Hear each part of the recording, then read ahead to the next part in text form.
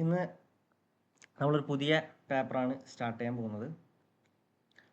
Social psychology എന്ന് പറഞ്ഞാൽ വളരെ ഇമ്പോർട്ടൻ്റ് ആയ എന്നാൽ വളരെ സിമ്പിളായ പേപ്പറാണ്. ആക്ച്വലി സൈക്കോളജിൻ്റെ മുഴുവൻ ഡിസ്കഷനും സോഷ്യൽ അല്ലെങ്കിൽ സൊസൈറ്റിയോട് ബന്ധപ്പെട്ടതാണ്. അപ്പോൾ മോസ്റ്റ് ഇമ്പോർട്ടൻ്റ് പേപ്പറാണെന്ത് സോഷ്യൽ സൈക്കോളജി. നമ്മൾ പഠിക്കുന്ന സൈക്കോളജിൻ്റെ മുഴുവൻ ബേസും സോഷ്യൽ സൈക്കോളജി ആണെന്നാണ് എൻ്റെ ഒരു നിഗമനം. ഓക്കെ, സോ ബേസിക്കലി ഞാൻ പരിചയപ്പെട്ടിട്ടില്ല. എൻ്റെ പേര് ഉമേർ എന്നാണ്, സൈക്യൂൻ്റെ ഫാക്കൽറ്റിയാണ്. So I hope you are all here.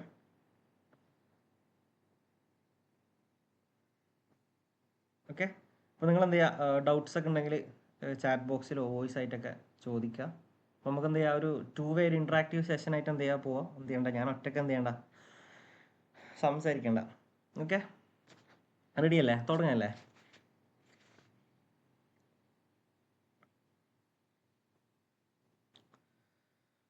Social psychology എന്ന് പറയുമ്പം തന്നെ നമുക്കെന്താണ്, എല്ലാവരും മനസ്സിലൊക്കെ കുറച്ച് തിയറീസ് പഠിക്കാനുണ്ടാവും, ഒരുപാട് പുതിയ കൺസെപ്റ്റുകൾ പഠിക്കാനുണ്ടാവും. പിന്നെ പക്ഷെ എന്താണ്, കുറച്ചും കൂടി ഇൻട്രസ്റ്റഡ് ആണ് എന്ന് പറഞ്ഞാൽ ലൈക്ക് നമ്മൾ ഡെയിലി ലൈഫിൽ അല്ലെങ്കിൽ ഡെയിലി ബേസിസിൽ നമ്മൾ എന്ത് ചെയ്യണം, ഡെയിലി ഇൻട്രാക്ട് ചെയ്യുന്ന ഓരോ കാര്യങ്ങളായിരിക്കും. ഓക്കെ, അതാണ് എന്താ പറയുക, ഒരു സോഷ്യൽ സൈക്കോളജിൻ്റെ ഒരു ഫൗണ്ടേഷൻ എന്ന് പറയുന്നത്. ഓക്കെ, സോ ഇന്ന് നമ്മൾ ഫസ്റ്റ് 2 ചാപ്റ്റേഴ്സാണ് എടുക്കാൻ പോകുന്നത്. ഒരു ഇൻട്രൊഡക്ടറി ചാപ്റ്റേഴ്സാണ് ബ്ലോക്ക് 1. അപ്പോൾ ഒന്നാമത്തത് ഇൻട്രൊഡക്ഷൻ ടു സോഷ്യൽ സൈക്കോളജിയാണ്. അതായത് സോഷ്യൽ സൈക്കോളജി എന്ന് പറഞ്ഞാൽ എന്താണ്, അതിൽ ഉൾപ്പെടുന്ന കാര്യങ്ങൾ എന്തൊക്കെയാണ്, ഡെഫിനിഷൻസ് എന്താണ്, അതിൻ്റെ ഹിസ്റ്ററി എന്താണ്, അങ്ങനെ തുടങ്ങിയൊരു അല്ലറ ചില്ലറ എന്താണ് കുറച്ച് ഇതിൻ്റെ ഒരു ഇൻട്രൊഡക്ഷൻ പാർട്ട് ഡിസ്കസ് ചെയ്യുന്ന 2 ചാപ്റ്റേഴ്സാണ്. ഒന്ന് ഇൻട്രൊഡക്ഷൻ, പിന്നെ സെക്കൻഡ് ചാപ്റ്റർ തിയറീസ് ഓഫ് എന്താണ് ലേണിംഗ് ആൻഡ് ഓൾ. ഓക്കെ, അപ്പോൾ ഒന്നാമതായിട്ട് പറയാനുള്ളത്, നിങ്ങളൊരു ഈ ഒരു സിറ്റുവേഷൻ ഒന്ന് അനലൈസ് ചെയ്യണേ. അതായത് ഒരാൾ കാർ ആക്സിഡൻ്റ് ആയിട്ടുണ്ട്, കുറേ ആൾക്കാർ ഫോട്ടോ എടുക്കുന്നുണ്ട്, ഇപ്പോൾ പോലീസ് ഉണ്ട്, ആംബുലൻസ് വന്നിട്ട് അയാളെ ചെക്ക് ചെയ്യുന്നുണ്ട് അല്ലേ? ഈ ഒരു സോഷ്യൽ കോണ്ടെക്സ്റ്റ് നിങ്ങളൊന്നൊന്ന് ചിന്തിച്ച് നോക്കിയാൽ.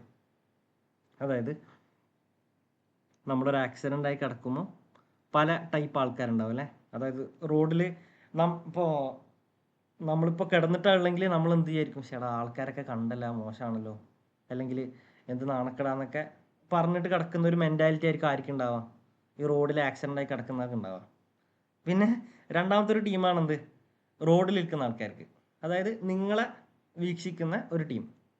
അപ്പോൾ ആ ടീമിൽ ഒരു തിങ്കിങ് എങ്ങനെ ഉണ്ടായെന്ന് പറഞ്ഞാൽ കുറേ ടൈപ്പ് ആൾക്കാരുണ്ടാവും. അതിലൊരു ടൈപ്പ് എന്ന് പറയുന്നത് ഓനക്ക് അങ്ങനെ തന്നെ വേണം, ഓനെന്ത് ചെയ്താണ് സ്പീഡിൽ പോയിട്ടാണ് പറ്റിയത് എന്ന്, ഓനക്ക് പണ്ടേ കിട്ടേണ്ടതാണ്, അങ്ങനത്തെ ഒരു ടീം. ഇനി കുറച്ചും കൂടി സോഫ്റ്റ് മൈൻഡഡ് ആയ ആൾക്കാർ എന്താണ്, ലൈക്ക് അവർ പറയും എന്താ പറയുക, അതായത് വലുതെന്തോ വരാനുള്ളതാണ്, ഭാഗ്യത്തിന് എന്താണ് കഴിച്ചലായതാണ് എന്നൊക്കെ എന്ത് ചെയ്യും പറയും. ഓക്കെ, അപ്പോൾ നിങ്ങൾ എൻ്റെ ലാംഗ്വേജ് പ്രശ്നമാണെങ്കിൽ പറയണം കേട്ടോ. ഞാൻ ബേസിക്കലി ഒരു കണ്ണൂർക്കാരനാണ്. സോ ചിലപ്പോൾ എന്ത് ചെയ്യാം, എൻ്റെ ലോക്കൽ ലാംഗ്വേജ് ഒക്കെ വരാം. നിങ്ങൾക്ക് എന്തെങ്കിലും സംശയം ഉണ്ടെങ്കിൽ അല്ലെങ്കിൽ ഞാൻ പറഞ്ഞത് എന്തെങ്കിലും തിരിയാത്തതുണ്ടെങ്കിൽ ഇങ്ങോട്ട് ചോദിക്കാം കേട്ടോ. ഓക്കെ, അപ്പോൾ ഈ ഒരു സിറ്റുവേഷൻ, ഈ ഒരു സോഷ്യൽ കോണ്ടെക്സ്റ്റിൽ ഉണ്ടാകുന്ന ഓരോ വ്യക്തിയുടെയും എന്താണ് തോട്ടാണ് ഇപ്പോൾ പറഞ്ഞത്. ഓക്കെ, അപ്പോൾ സോഷ്യൽ സൈക്കോളജിൻ്റെ ഡിസ്കഷൻ എന്ന് പറയുന്നത് is A scientific study of how people think. ആൾക്കാർ എങ്ങനെയാണ് ചിന്തിക്കുക, അതായത് ഒരു സോഷ്യൽ സിറ്റുവേഷനിൽ ആൾക്കാരെന്താണ്, ഓക്കെ ചിലർ പോസിറ്റീവായി ചിന്തിക്കും, ചിലർ നെഗറ്റീവ് ആയിരിക്കും, ചിലർക്ക് എന്താ പറയുക ന്യൂട്രൽ ആയിരിക്കും, പ്രത്യേകിച്ച് അഭിപ്രായം ഒന്നും ഉണ്ടാവില്ല, ഓക്കെ ഇറ്റ്സ് ഓക്കെ എന്നുള്ളൊരു മെൻറ്റാലിറ്റി ആയിരിക്കും. അതുപോലെ തന്നെ ഇൻഫ്ലുവൻസ്, എങ്ങനെയാണ് നമ്മൾ ഇൻഫ്ലുവൻസ് ചെയ്യാം, and relate to one another in a social context. അതായത് നമ്മൾ എന്ത് ചെയ്യുക, വേറൊരാളുടെ റിലേറ്റ് ചെയ്ത് സംസാരിക്കുക. ലൈക്ക് അയാൾക്ക് ഇങ്ങനെ സംഭവിച്ചല്ലോ, അതുകൊണ്ട് എനിക്കും സംഭവിക്കാം, അല്ലെങ്കിൽ വേറൊരു രീതിയിൽ പറഞ്ഞാൽ അതായത് എന്താണ്, ഇപ്പോൾ എന്താണ് പൊതുവെ കാണലുണ്ട്, നമ്മളിപ്പോൾ ആരെങ്കിലും എന്തെങ്കിലും വലിയ അസുഖമായിട്ടൊക്കെ കിടന്നാൽ നമ്മൾ കാണാൻ പോകും, എന്നിട്ട് പറയും ഇന്നാൾ ഒരാൾക്ക് ഉണ്ടായിരുന്നു, അയാൾ പെട്ടെന്ന് തന്നെ എന്തെങ്കിലും അടിച്ചു വീണ്ട്, ലൈക്ക് അങ്ങനെയല്ല, I am just joking. So അങ്ങനത്തെ ഒക്കെ തോട്ട്സ്. ഓക്കെ, ഇതിനെക്കുറിച്ചാണ് എന്താണ് സോഷ്യൽ സൈക്കോളജിയിൽ മൊത്തത്തിൽ പഠിക്കുക. ഓക്കെ, ഇനി ഒരു എക്സാമ്പിളോട് പറഞ്ഞാൽ, ഇപ്പോൾ സപ്പോസ് നമ്മൾ എന്താണ് ഒരു ഫാമിലി ഫങ്ഷൻ അല്ലെങ്കിൽ ഒരു കല്യാണത്തിന് പോകണം സപ്പോസ്. നമ്മൾ കല്യാണത്തിന് പോകുന്ന സമയത്ത് ഇപ്പോൾ നമുക്ക് കാര്യമായിട്ട് ഫ്രണ്ട്സ് ഒന്നുമില്ല, അല്ലെങ്കിൽ നമ്മളെ ഒരു റോങ് റിലേഷൻഷിപ്പിൽ, അല്ലെങ്കിൽ ഒരു ദൂരമുള്ളൊരു കുടുംബത്തിലുള്ള ഒരാളെ കല്യാണമാണ്. അപ്പോൾ അങ്ങനെയാണെങ്കിൽ നമ്മൾ പൊതുവെ പോയാൽ ആരോട് സംസാരിക്കണം, മാക്സിമം നമ്മൾ ഫോണൊക്കെ ഉപയോഗിച്ചിട്ട് എന്ത് ചെയ്യും, ആ കോണ്ടസ്റ്റ് അഡ്ജസ്റ്റ് ചെയ്യും. അങ്ങനെ പല സിറ്റുവേഷൻസ് ഉണ്ടാവും. ഇനി അല്ലെങ്കിൽ ഒരു ബൊഫേ സിസ്റ്റമുള്ള ഒരു പാർട്ടിക്കോ കല്യാണത്തിനോ പോയാൽ നമുക്കുള്ളൊരു ചിന്ത ഉണ്ടാവും. ലൈക്ക് നമ്മളിപ്പോൾ എന്താണ് ഫുഡ് കൗണ്ടറിൻ്റെ അവിടെ പോയിട്ട് എന്താണ് ഒരു ചിക്കൻ പീസ് എടുക്കും. ഇപ്പോൾ രണ്ടാമത്തെ എടുക്കാൻ നിൽക്കുമ്പോൾ നമ്മൾ ചിന്തിക്കും, രണ്ടാമത്തെ എടുക്കണം, ആൾക്കാരെന്തും വിചാരിക്കുമോ, തീറ്റിപ്പണ്ടാരെന്നൊക്കെ പറയുമോ എന്നുള്ളൊരു തോട്ട് ഉണ്ടല്ല. അപ്പോൾ ഇതൊക്കെയാണ് ഈ തോട്ട്സ് ആൾക്കാരെ കുറിച്ചുള്ള, അല്ലെങ്കിൽ നമ്മളെ ചുറ്റുമുള്ള സോഷ്യൽ ബീയിങ്സ് അല്ലെങ്കിൽ മനുഷ്യന്മാർ എന്ത് വിചാരിക്കും, അല്ലെങ്കിൽ എങ്ങനെയാണ് നമ്മളെ കാണുക എന്നുള്ളതിനനുസരിച്ചാണ് നമ്മൾ പെരുമാറ്റം ഉണ്ടാവുക. ഇപ്പോൾ സപ്പോസ് നമ്മൾ നല്ലോണം ചിരിക്കുന്ന ഒരാളാണ്, അല്ലെങ്കിൽ ഭയങ്കര തമാശ അറിയുന്ന ആളാണ്, പക്ഷെ എന്ത് ചെയ്യില്ല, ഒരു മരണ വീട്ടിൽ പോയിട്ട് ആ തമാശ നമ്മൾ എന്ത് ചെയ്യില്ല, വിളമ്പൂല. ഓക്കെ. ഇനി അതേ ഒരു സിറ്റുവേഷനിൽ എന്താണ്, നമ്മളൊരു പാർട്ടി പോയാൽ എന്ത് ചെയ്യുക, മരിച്ച വീട്ടിൽ നിൽക്കുന്ന പോലെ നിൽക്കില്ല. അപ്പോൾ അതിനനുസരിച്ച് നമ്മൾ എന്ത് ചെയ്യും, ആൾക്കാരുടെ ഇടയിൽ അല്ലെങ്കിൽ ഒരു സോഷ്യൽ കോണ്ടക്സ്റ്റ് നമ്മളിങ്ങനെ ചേഞ്ച് ആയിക്കൊണ്ടേയിരിക്കും. ഓക്കെ. ഇതൊക്കെയാണ് എന്ത് ചെയ്യുന്നത്, സോഷ്യൽ സൈക്കോളജി മൊത്തത്തിൽ ഡിസ്കസ് ചെയ്യുന്നത്. ഓക്കെ. അപ്പോൾ നമ്മൾ ചെറുങ്ങനെ ഒരു ഡെഫിനിഷൻ്റെ ഓവർവ്യൂ പറഞ്ഞാൽ, സോഷ്യൽ സൈക്കോളജിൻ്റെ ഫാദർ കുർട്ട് ലെവിൻ എന്ന് പറഞ്ഞ ഒരാളാണ്. ഓക്കെ. കുർട്ട് ലെവിൻ എന്ന് പറഞ്ഞ ഒരു സയൻറ്റിസ്റ്റാണ്. ഐ തിങ്ക് റഷ്യനോ പോളണ്ടോ അങ്ങനെ എന്തോ ആണ്, പോളിഷ് ആണെന്ന് തോന്നുന്നു. ഓക്കെ, നിങ്ങൾ ചെക്ക് ചെയ്യാം. ഓക്കെ. അപ്പോൾ നിങ്ങൾ നോട്ടൊക്കെ എഴുതുന്നുണ്ടാവുമായിരിക്കും അല്ലേ. ജസ്റ്റ് എന്ത് ചെയ്യുക, നിങ്ങൾ റണ്ണിങ് ലെക്ചേഴ്സ് എഴുതിയെടുക്കുക. ലൈക്ക് അതെന്താണെന്ന് വെച്ചാൽ, ഇപ്പോൾ ക്ലാസ്സിൽ ഭയങ്കര ഇമ്പോർട്ടൻ്റ് ആണ്. ഞാൻ ഈ ക്ലാസ്സിൽ പറഞ്ഞ കാര്യങ്ങൾ നിങ്ങൾക്ക് അപ്പടി മൈൻഡിൽ ഓർമ്മ ആണെങ്കിൽ, അല്ലെങ്കിൽ പിന്നീട് ഒരു ദിവസം നോക്കുമ്പോൾ ഓർമ്മ ആണെങ്കിൽ എന്ത് ചെയ്യണം, നിങ്ങൾ റണ്ണിങ് ലെക്ചേഴ്സ് എഴുതുക. അപ്പോൾ എല്ലായിടത്തും നോട്ട് പെന്നൊക്കെ ഉണ്ടാകുന്ന ഞാൻ വിചാരിക്കുകയാണ്. ഓക്കെ. എല്ലാവരും ഇവിടെ ഇല്ലേ? ഓക്കെ. നിങ്ങൾ ചാറ്റ് ബോക്സിൽ എന്തെങ്കിലുമൊക്കെ പറയണം കേട്ടോ, വോയിസ് ആയാലും കുഴപ്പമില്ല. ജസ്റ്റ് എന്ത് ചെയ്യുക, എൻ്റെ കൂടെ ഒന്ന് കൂടാം. ഓക്കെ.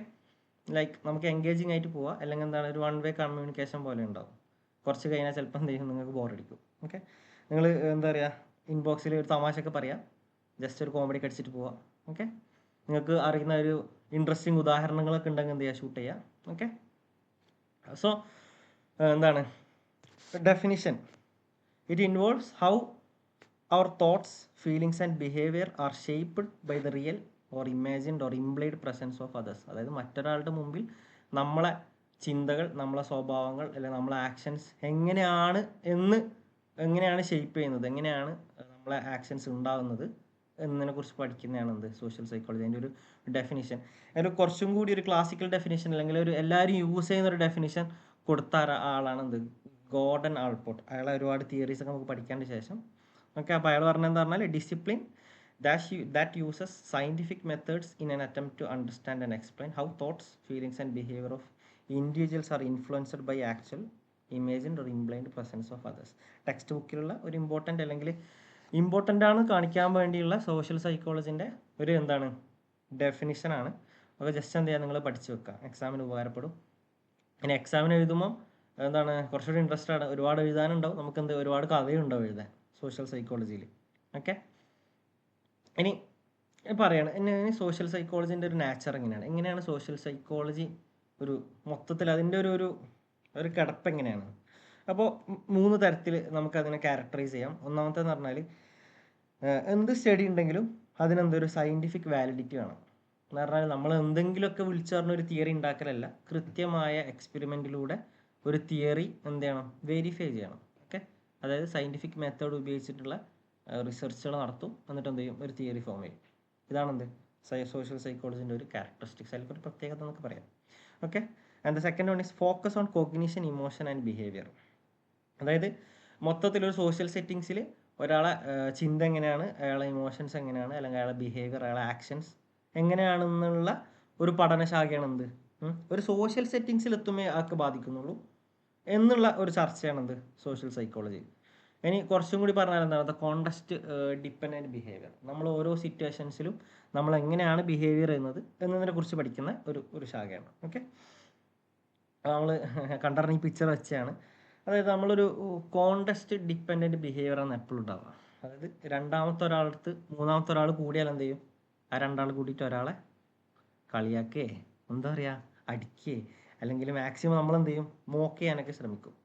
ഓക്കെ, ആ ഒരു സിറ്റുവേഷനിൽ ആലോചിക്കുക. ഓക്കെ, കോണ്ടെക്സ്റ്റ് ഡിപ്പെൻഡൻറ്റ് ബിഹേവിയർ അല്ലെങ്കിൽ ബാങ്ക് കൊടുക്കുന്നുണ്ട് കേട്ടോ.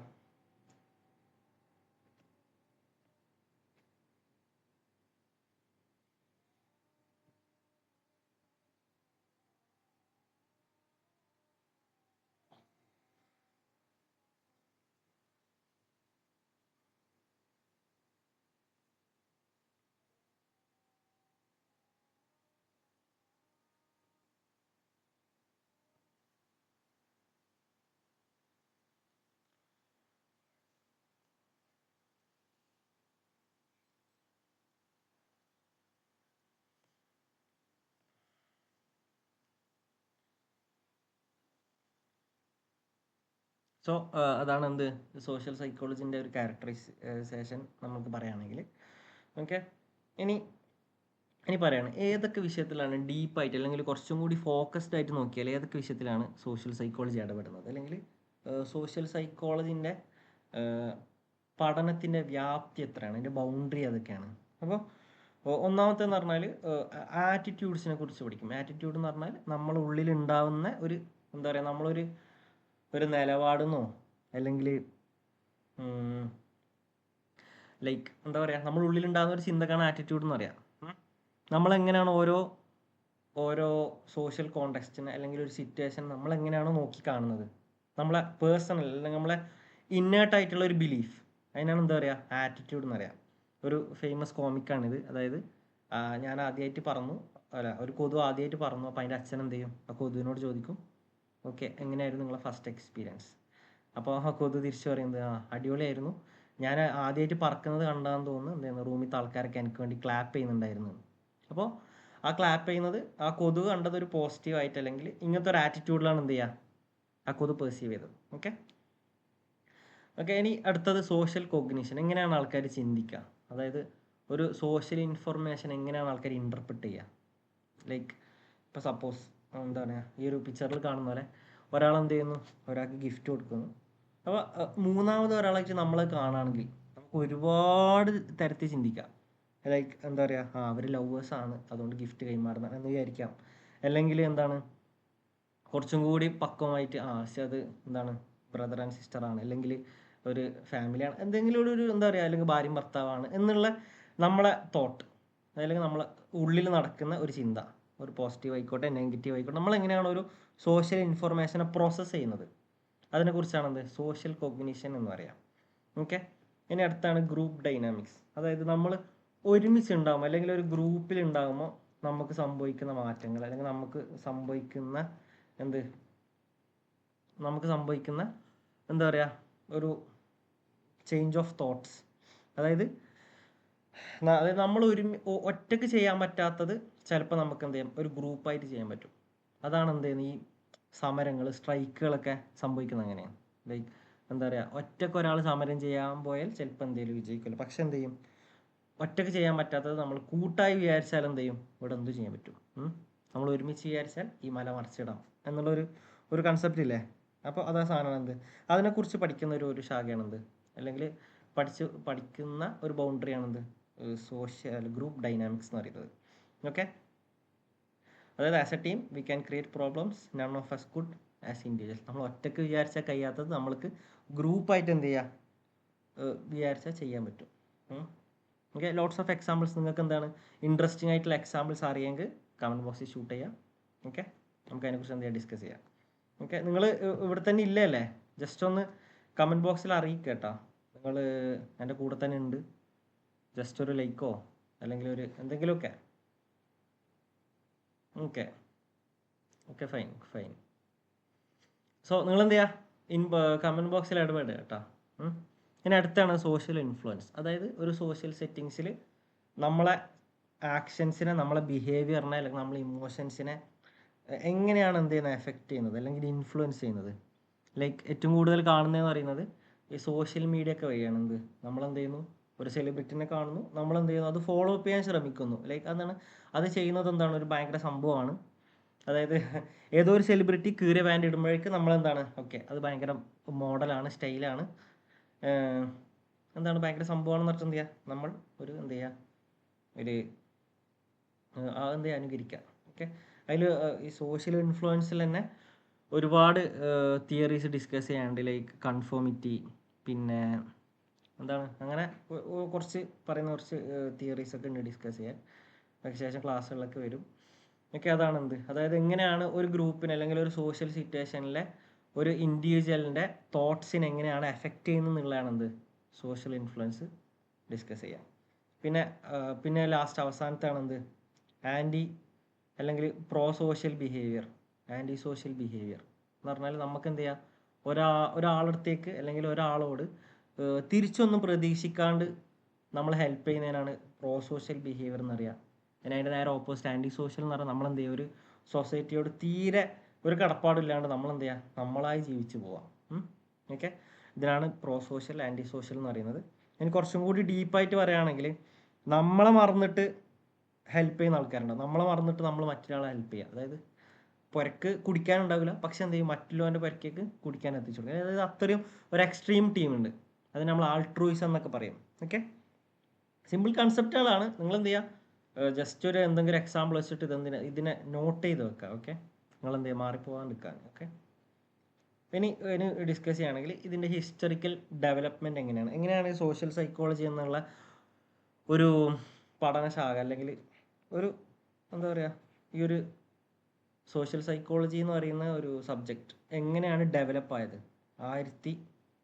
19th സെഞ്ച്വറിയിൽ 1800-900 ഹെഗൽ എന്ന് പറഞ്ഞ ആളാണ് എന്ത് ചെയ്യുന്നത് ആദ്യമായിട്ട് പറയുന്നത് സോഷ്യൽ സൈക്കോളജി എന്ന് പറഞ്ഞാൽ, അല്ലെങ്കിൽ ഒരു സൊസൈറ്റിയോട് അല്ലെങ്കിൽ ഒരു സോഷ്യൽ കോണ്ടെക്സ്റ്റിൽ നമ്മൾ ബിഹേവ് ചെയ്യുന്ന നമ്മളെ സിറ്റുവേഷൻസ്, ആക്ഷൻസ്, അതിനെക്കുറിച്ചൊക്കെ പഠിക്കുന്ന ഒരു ശാഖ അല്ലെങ്കിൽ ഇൻട്രൊഡ്യൂസ് ചെയ്യുന്നത്, അതിനെക്കുറിച്ച് സംസാരിക്കുന്ന ആദ്യത്തെ ആളാണ് ആര്, ഹെഗൽ എന്ന് പറയുന്നത്.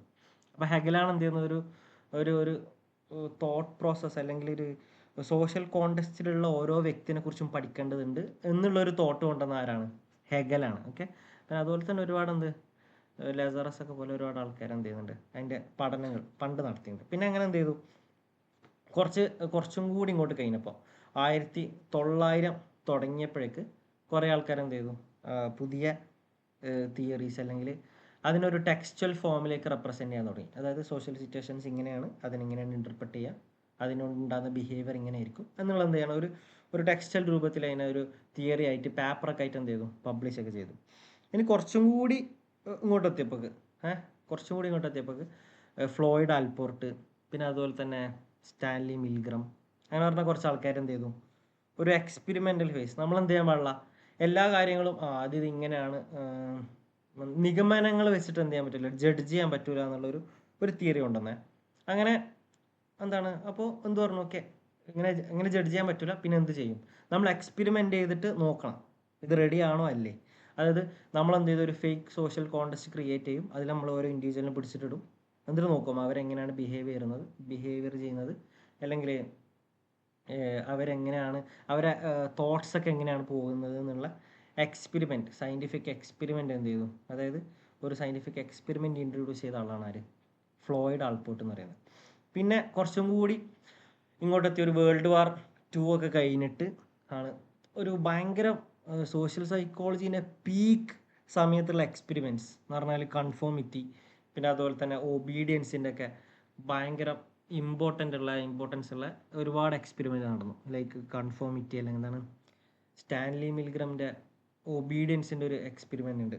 അതായത് ഇപ്പോൾ എന്താണ് നമ്മൾ ഇപ്പോൾ ഒരു സോഷ്യൽ കോണ്ടെക്സ്റ്റിൽ കാണുന്ന ഒരു സിറ്റുവേഷനാണ് ഇപ്പോൾ എന്താണ് ഇസ്രായേൽ ഫലസ്തീൻ യുദ്ധം, അല്ലെങ്കിൽ ഇനിയിപ്പോൾ വേൾഡ് വാർ 2 തന്നെ ആണെങ്കിൽ എന്തുകൊണ്ടാണ് ഓരോ സോൾജേഴ്സും അവരെ അതോറിറ്റീസിനെ അനുസരിക്കുന്നത് എന്നുള്ളൊരു ഇമ്പോർട്ടൻറ്റ് ചോദ്യമാണ്. കാരണം എന്താ പറഞ്ഞാൽ ഇപ്പോൾ ആർമിയിലുള്ള ഏതെങ്കിലും ഒരാൾ അല്ലെങ്കിൽ ഒരു ഗ്രൂപ്പ് ഓഫ് ആൾക്കാർ ഇല്ല ഞങ്ങളത് ചെയ്യൂല എന്ന് പറയുകയാണെങ്കിൽ, ആ അതോറിറ്റിയോട് അങ്ങനെ പറയുകയാണെങ്കിൽ ഒരിക്കലും യുദ്ധം നടക്കില്ലായിരുന്നു അല്ലേ. അങ്ങനെയല്ല, അതിൻ്റെ ഒരു കിടപ്പ് അങ്ങനെയല്ലേ. അപ്പോൾ ആ ഒരു സിറ്റുവേഷനിൽ എന്തുകൊണ്ട് അവർ അതിനനുസരിക്കുന്നു എന്നുള്ളൊരു ഒരു ഭയങ്കര നല്ല രസമുള്ളൊരു റിസർച്ചാണ്.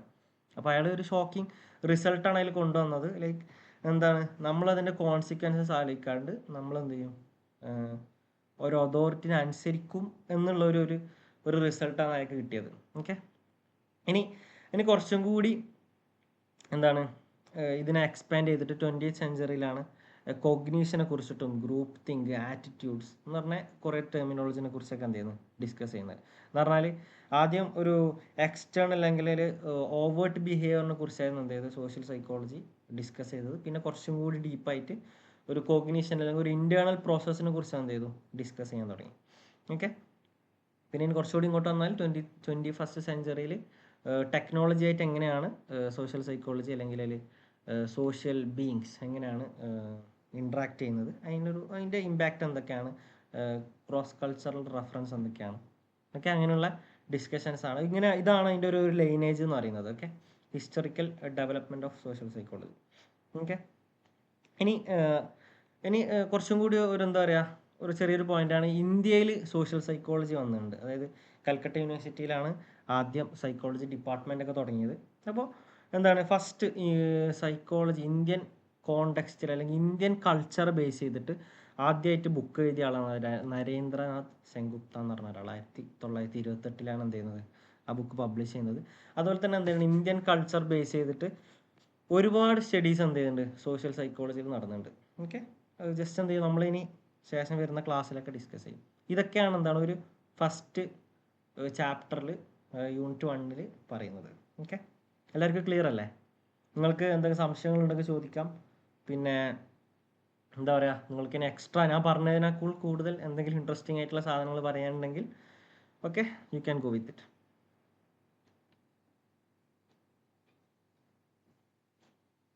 ഓക്കെ അല്ലേ, നമുക്ക് അടുത്ത യൂണിറ്റിലേക്ക് പോവല്ലേ?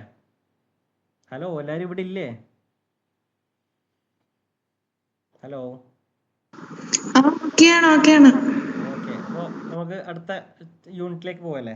സിമ്പിൾ ചാപ്റ്റർ ആണ് കേട്ടോ. അതുകൊണ്ടാണ് ഞാൻ ഇങ്ങനെ ഒരു ഒരു സ്പീഡായിട്ട് തോന്നുന്നുണ്ടെങ്കിൽ ഇത്ര ഒരു സ്പീഡിൽ അല്ലെങ്കിൽ കുറച്ച് ഡിസ്കസ് ചെയ്ത് പോകുന്നതെന്ന് പറയുന്നത് സിമ്പിളാണ്. പിന്നെ അതുപോലെ തന്നെ കുറച്ചും കൂടി എലോബറേറ്റഡ് ടോപ്പിക്സ് എന്ത് ചെയ്യുന്നുണ്ട് ഇനി ശേഷം വരുന്ന ചാപ്റ്റേഴ്സിലൊക്കെ നമുക്ക് എന്ത് ചെയ്യാൻ സംസാരിക്കാനുണ്ട്. ഓക്കെ, നിങ്ങൾക്ക് സ്പീഡ് കൂടുതലാണെങ്കിൽ പറയാം, സ്പീഡ് കുറവാണെങ്കിൽ പറയാം.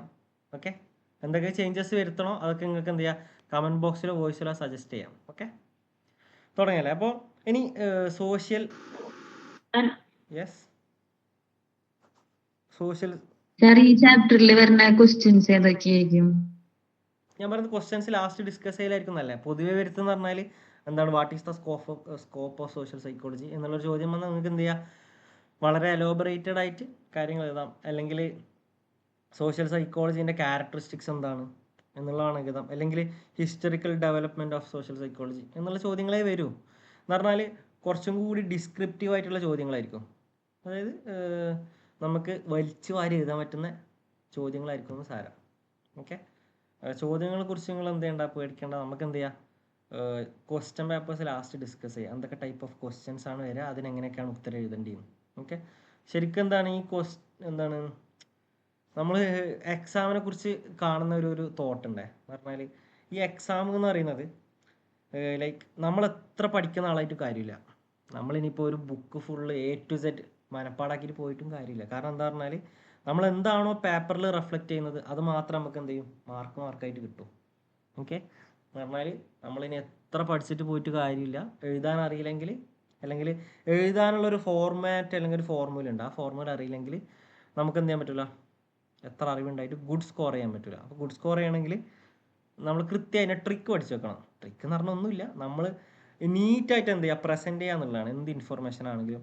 ഇനിയിപ്പോൾ നീറ്റിനെ കുറിച്ച് ഉദ്ദേശിച്ചത് അതായത് ഹെഡിങ് കൊടുക്കുക, അണ്ടർലൈനൊക്കെ ചെയ്യുക, ഇമ്പോർട്ടൻറ്റ് പോയിന്റ്സ് ഒക്കെ മാർക്ക് ചെയ്യുക. പിന്നെ ഇഗ്നോൻ്റെ പരീക്ഷ എന്ന് പറയുമ്പോൾ പോയിന്റ് ആയിട്ട് എഴുതരുത്, ഫുൾ എന്താണ് പാരഗ്രാഫ് ഫേസ് ചെയ്തിട്ട് എഴുതാൻ പറ്റും. ഓക്കെ, അപ്പോൾ അങ്ങനെയാണ് എന്ത് ഒരു കിടപ്പിന് ചോദ്യങ്ങളൊക്കെ നമ്മൾ ലാസ്റ്റ് ഡിസ്കസ് ചെയ്യാമെന്നാണ് തോന്നുന്നത്. ഓക്കെ, ഇനി തിയറീസ് ഓഫ്